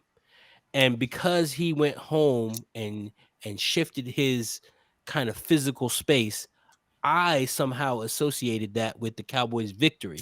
So Yeah. therefore, whenever the Cowboys from that point found themselves down, I would always shift my space. So much so that I would be scared to flush the toilet if I had to pee at halftime. You know, like I wouldn't flush that because I don't want Yeah. to give away the inner. Like that's the kind of I don't want to. superstition I don't want Dang, to send that well, energy you away. must have been flushing the toilet a lot this past Listen, season. for the last 30 years, I've been doing a lot of things, right? But Woo, Lord. that stuck with me like that. Yeah. He changed his physical space that led us to victory. So therefore, I had to be different, and I've gotten better now because I got married in 2012, and it was weird, like to Yeah. her, like she didn't understand that, and that kind of let me let go of the stupid things I was doing. Because if the Cowboys were losing, I had to get rid of this jersey, or I had to turn the TV off for 30 seconds. Oh man, yeah. I mean, Dang. that's pretty serious, I, Joe. w- I was But in it, it actually it but makes a that's the good point. only thing that I've carried that superstition about. Yeah. And now, I can't even tell you the last game I watched for Cowboys because it's just one of those things that trailed off. Yeah. When Yeah. you get in a mirror and you're forced to face yourself, you take away the Like, ridiculous. what does this really mean? How does Right, it? right. Yeah. I'm not gonna make sense. For me, it used to dictate how Sundays were run in my household. For Yeah. my father to experience a Dallas Cowboy loss, it was so deep it would ruin Sunday. Did I want Wow. to make that for my kids? So yeah, Yeah. you come out of it. Yeah. Yeah, you come out of That's that. serious. But yeah, it was serious for me for a while, man. I would burn shirts, I would rip shirts up. I punched a hole in my 2007 apartment because the Cowboys lost a playoff game. Like Tony Romo threw an interception. I just, I cost myself some money, right? Like that was the superstition level. Like I was doing everything. Crazy. Bro. Probably shared too much, but yeah. No, not at all. Nah, this is an open forum, bro. You know what I mean? This is a happy place, man. It's a safe space. B, what were you going to say? No, he kind of reminded me that, he's talking about the Cowboys and him not wanting to flush the toilet. I wasn't quite there, but I'll say in any sports related matchup, it doesn't have to be my team. Yeah. It usually used to wind up that. So regardless of whether it's my team, I always want somebody to win and I always want somebody to lose. Right. What would happen that if I didn't watch the game, the team that I want to win will win. But if I sat there and watched the game, it could be the Miami Dolphins and the Buffalo Bills. I could care less about them because I'm a Jets fan, unfortunately. Damn. If they're playing, I want. Yeah, if I wanted the Bills to win, all I gotta do is not watch the game and they will win. Yeah. If I lay eyes on the TV or watch a half of the game, Miami gonna win that game. Straight up. You got a point there, man. You got a point. I mean, that's real. I think it's funny because I think that, like, somebody else taught me about the splitting the pole thing. I never heard it till I was in high school. I had a teacher who had an issue with like a splitting the pole, and it was a big deal. And so that I just carried it. But like I have an aunt who has like the superstition about, I don't know if y'all ever heard about, like, you're not supposed to sweep your feet like with a broom. You're not. Oh yeah, my cousin will spit on the broom. She'll make you spit on the broom if you sweep over her feet. Let me see that broom. Yeah. Spit on it. Yeah, like weird shit. I don't. Yeah, like I don't. It's like if I sweep my feet by accident, I think about it. Wait. You got to explain the action of sweeping your feet. Like I'm not. Like if you're sweeping. Oh, if you floor. Catch the. Oh, okay. Yeah, and if like the broom goes over your feet, like yeah, whether you wearing shoes or not or whatever, like that's supposed to be bad. I don't know how it's supposed to be bad. I just know it's supposed to be bad. You sweep your life away, something like that. Yeah, sweep like out of something. Yeah. I just listen. I like at my job, I deal with ladders a lot, and it's like I don't really let it bother me, but it's supposed to be bad luck to like walk under a ladder. You know what I'm saying? Or whatever. Yeah, I know that. And like ladders be in the aisle, and people be like crawling under the ladder to get stuff off the shelf and stuff like that. I just be like, hey dog, you want me to move that joint? Do you want me to just move it? Oh, and so you believe in that superstition? Huh? You believe in that walking under ladders thing? I don't like. Here's the thing. Why would you ever walk under a ladder? Like, what is a situation in which you understand what I'm saying? Like is it superstition or is it really safetyness? Yeah, you know what I'm saying? Like, yeah, that's what I'm saying. Like, I don't think I've ever had to walk under a ladder. You know what I'm saying? What but about opening an umbrella indoors? Yeah. Oh, yeah. Nah, I'm not doing that. You're my not kids doing better that not do that. I'm gonna do my best. Umbrella in this house. I'm gonna try. But I wonder where those superstitions come from. Where did that come from? Me too. Listen, I don't know, and I'm scared to look it up because I'll be in a rabbit hole. So I'm not even looking it up because. But you believe you're not gonna open an umbrella indoors? I'm not opening. That's just what I was taught. Well, here's the thing. I feel like I was taught that it was rude. Yeah. I think I was taught that it was rude to open an umbrella inside the house. Like you're just not supposed to do that. Like I think that's what I was taught, was that opening an umbrella inside the house, like umbrellas are outside, you open umbrellas outside. But I know that I was also taught that it's like bad luck. Like it's just not, you're not supposed to do that. Yeah. I don't know what the repercussions are. You know what I'm saying? Like I just get everybody wet. You open up a wet umbrella, and maybe it's getting everybody wet in the room. I think it's just one of those things your parents told you. Kind of like the fact that it was against the law to turn the light on in the car. Like you can't turn the light on. Like that's false. But that's some real shit though. If it's dark outside and you cut a light on, it will blind you. Yeah. In the car? Yeah. Right? If you driving at nighttime and you cut on your little your dome ceiling light, console light, it can. But is it illegal? Like, because they would always tell me the cops will stop you if your light is on. We were always told that, but no, it's not true. It's not. It's not a thing, right? Like, It's not a thing. Yeah. But listen, but you know what? But here's the thing. Maybe, right, there was a time where, like, if you had your like when you like, just think about where this might have come from, right? Being that we all black, like maybe it was one of them things where it was like, yo, listen, when you driving at night, they can't tell if you black or not, but you turn that light on, they can see that's you. bad luck, man. You getting stopped. You understand what I'm saying? Like, you getting stopped. Like it that actually makes sense. Right. That's what I'm saying. Like, it could come from something like that. Yeah. So like, that one we can actually dissect and quantify. Right. Opening an umbrella, I don't really know. Now that's what I'm saying. Maybe you got everybody wet. You came if we, inside. I mean, if it's dry though, like. So the thing is, if the four of us are walking somewhere and we split the pole, all right, so we know we're together, right? There's a togetherness about us. If we split the pole, maybe there's an aura that connects us all, that then we ain't connected no more if we split the pole. The same aura that would break your mama's back if you step on the crack? I guess so. You know what I'm saying? Like, I'm gonna ask you a question. If you think about it, like, if you think about that statement, right? Does it make you avoid the cracks? Like, I'm not even joking. I'm trying to be real. No. I 100%. As a kid, like, I ain't step on the crack. For me, you better not step on the crack. Right. I'm not stepping on the crack. I'm scared. I don't want my mama's back to break. They get so ingrained in you, like, somehow, right? That you just, like, I think subconsciously, like, if I happen to be looking down at this, I don't generally walk nowhere. If I happen to be walking on the sidewalk and, like, I look down, I swear for the Lord, I avoid the cracks. I swear I do. I don't want to do it. I don't, and I think it's like, now it's like subconscious, but I swear that, like, I really be trying not to step on the cracks. Absolutely. Y'all don't do that? No. Absolutely. I also got told that if you stand up and eat, it makes the house poor. I'm not sure. Oh shit! Never heard. I don't know. I can see that, like, people who stood and eat didn't have tables and chairs. So, like, maybe they was doing that because you know what I mean. They ain't have money. I don't.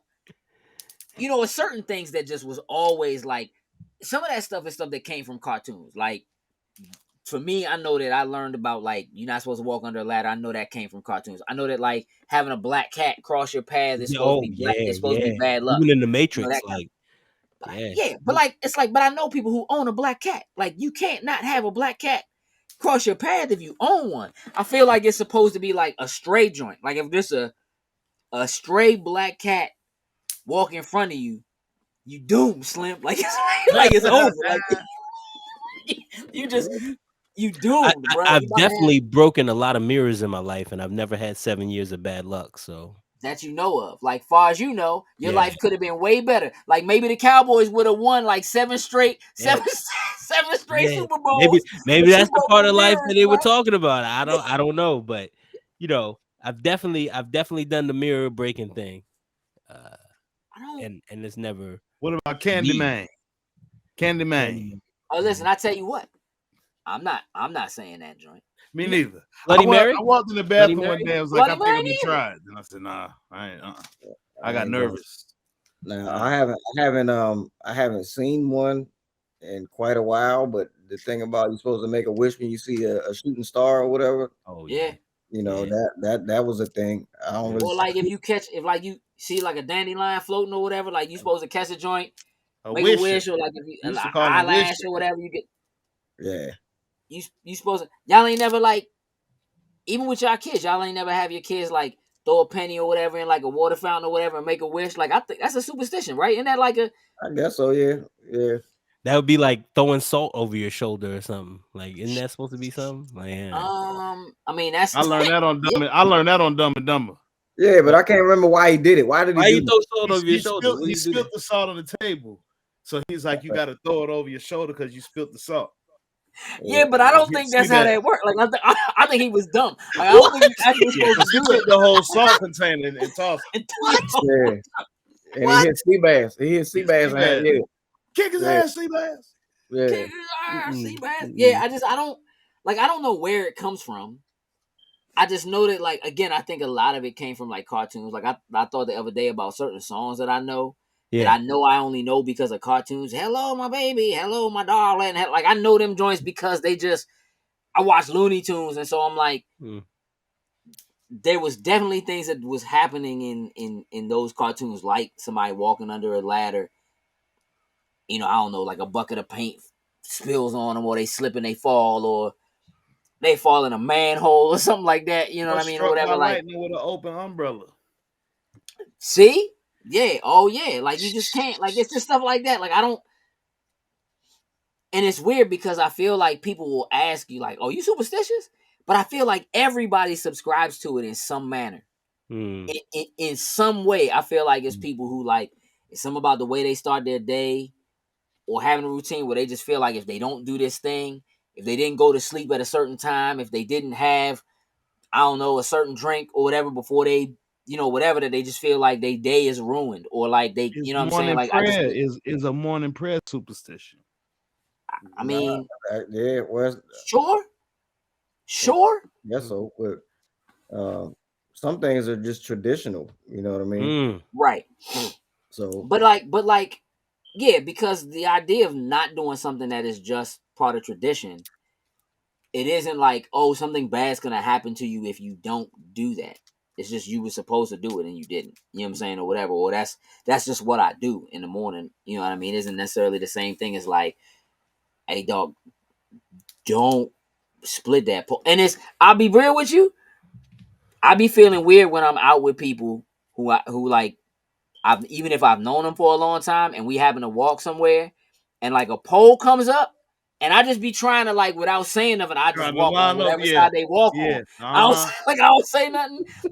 I just be like, I just let them go first or whatever, and I just let them pick a side or whatever, because trying to explain that joint to somebody like, hey dog, nah, you can't split the pole, you gotta go back, or like hold tight, we gotta run back. yeah, And it's like, it ain't even worth asking. I'm a correct that. You ain't even gotta ask me why I did that.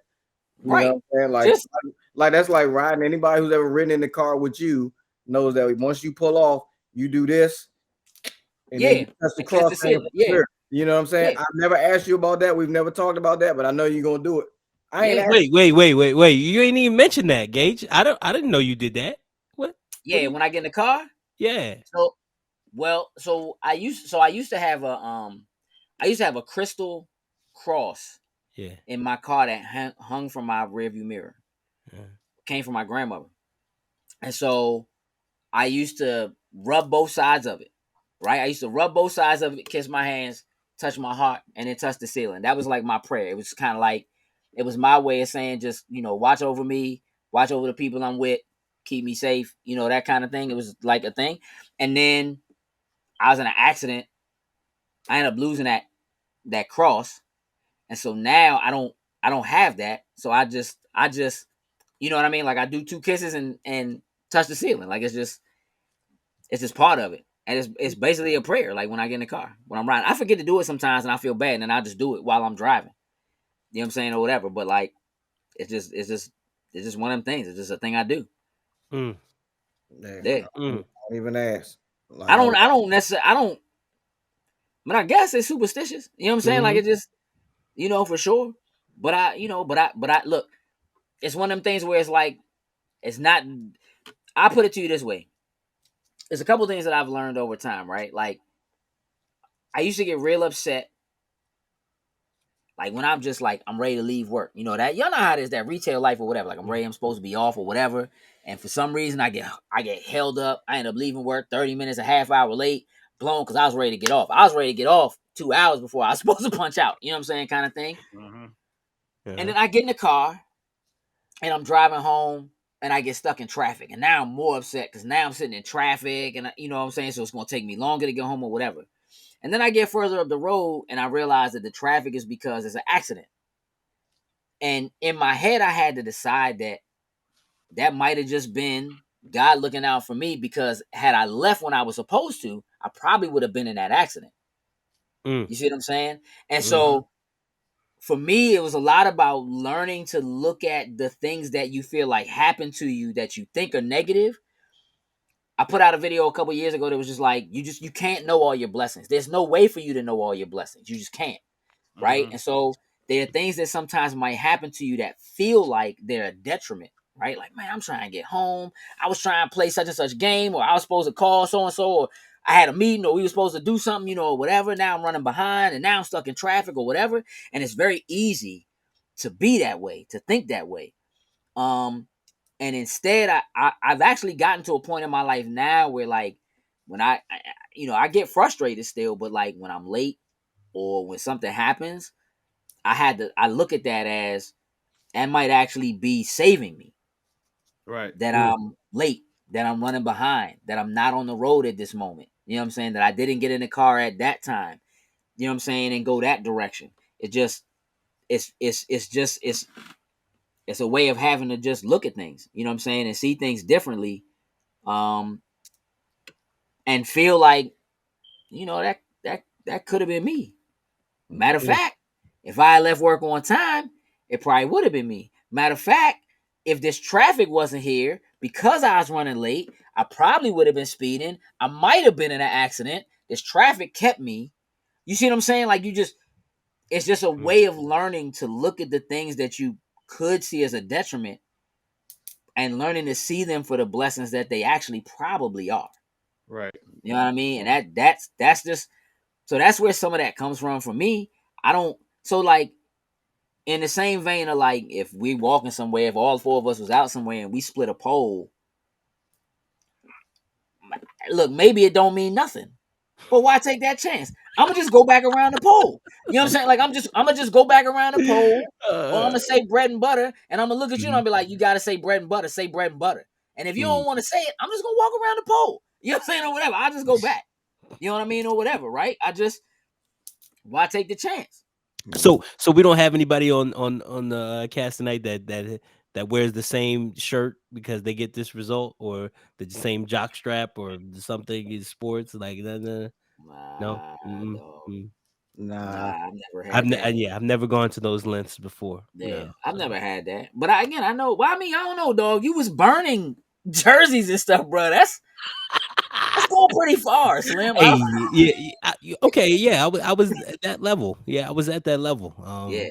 But not wearing the same thing or to you know, to get a certain outcome. Just kind of like, I don't know. If it wasn't working, if what I was wearing wasn't working, I would change.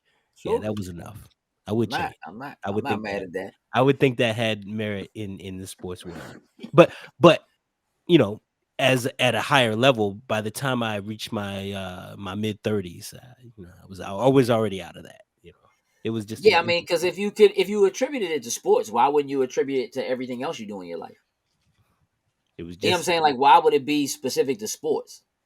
You know what I mean? That like, all right, I gotta be in this certain place, or you know, whatever. I'm not gonna get this job I'm just interviewing for. Or I didn't, you know what I'm saying? I can't flush the toilet, or I'm not gonna get, you know what I'm saying? Like,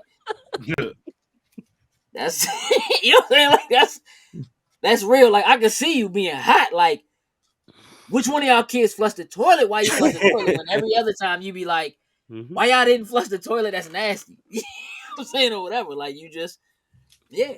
Hey, look, man. Look, we're gonna wrap the show up. It's been about 3 hours. It's a nice long show. I had some great topics. I want to say thank you to y'all for joining me, for hanging out here tonight. Hey, thanks for having us, man. yeah, Hey, listen, it's been a Yeah, pleasure. I'm with it. Whenever you call me, my brother, I'm there. Yeah, my Anytime. man, I love Yeah. this. I love it. my man. Listen, y'all had some great topics. I appreciate y'all bringing them to the table. Don't be surprised if I call on you again to come back to the table, man, because we gonna, you know what I'm saying, we definitely gonna do it. So look, shout out to Coop, who already had to leave. One more time, let's go around. I just want everybody to have an opportunity to say where people can go, where they can find them and follow them and so forth. So you know, we'll start with you, Spaid, and then work our way around. What's the best way for people to get in contact with you if they need that whip shined up? On Instagram at Dripped Auto Detail. Right. You can find us on Facebook too. Also, you can contact me on my regular Instagram at Spaid__ the elite. And yeah, but you know, if we ain't talking about, don't talk to me about UFC. We only talk about boxing. Hey, dog, you know everything I'm gonna send you now. Your DM's gonna be full of just straight UFC joints now. For sure. That's where I'm at. Tui, man, how can people catch you? You can find me on Instagram, number 2 letter E _TWOEY. And also you can check out me and my bros. We are the Tones, but the Instagram is still the same, the Hamiltones NC. And I think we'll be coming back to DC again. We had a good time in DC, so we'll be back. So I would love to see you brothers at the show. Just let me know. Yeah, man. Just let me know when you coming back, bro. I'm down. I'm in there. I'm in there. JoWie Gee. All right. I know it says, I know there's an Anchor link at the bottom here, but if you just Google Logic and spell it LOGIK over everything, as long as you Google that, you'll find us on every streaming platform that you have, even YouTube. And that's where you can find us. Logic over everything. Come to the email, be part of the discussion. Logic over everything at gmail.com. I am always interested in arousing discussion. That's it. That's what I'll say. Not being messy, but rousing discussion. Doubt. So no doubt. Logic over everything. Find me there. For sure. All right, listen, y'all already know the deal. I'm Gage. Just y'all know how to find me. Find me here. Find me on Loading Snacks. Good conversation and Shenanigans. This has been episode 3. We had a little bit of both. Again, I appreciate y'all dudes for hanging out with me. One more time, shout out to Coop. Appreciate him doing that, even though he had to run. Look, we'll be back in a couple weeks with some more topics. I have no idea what they'll be, but I appreciate y'all. Tune in to lose. Bye.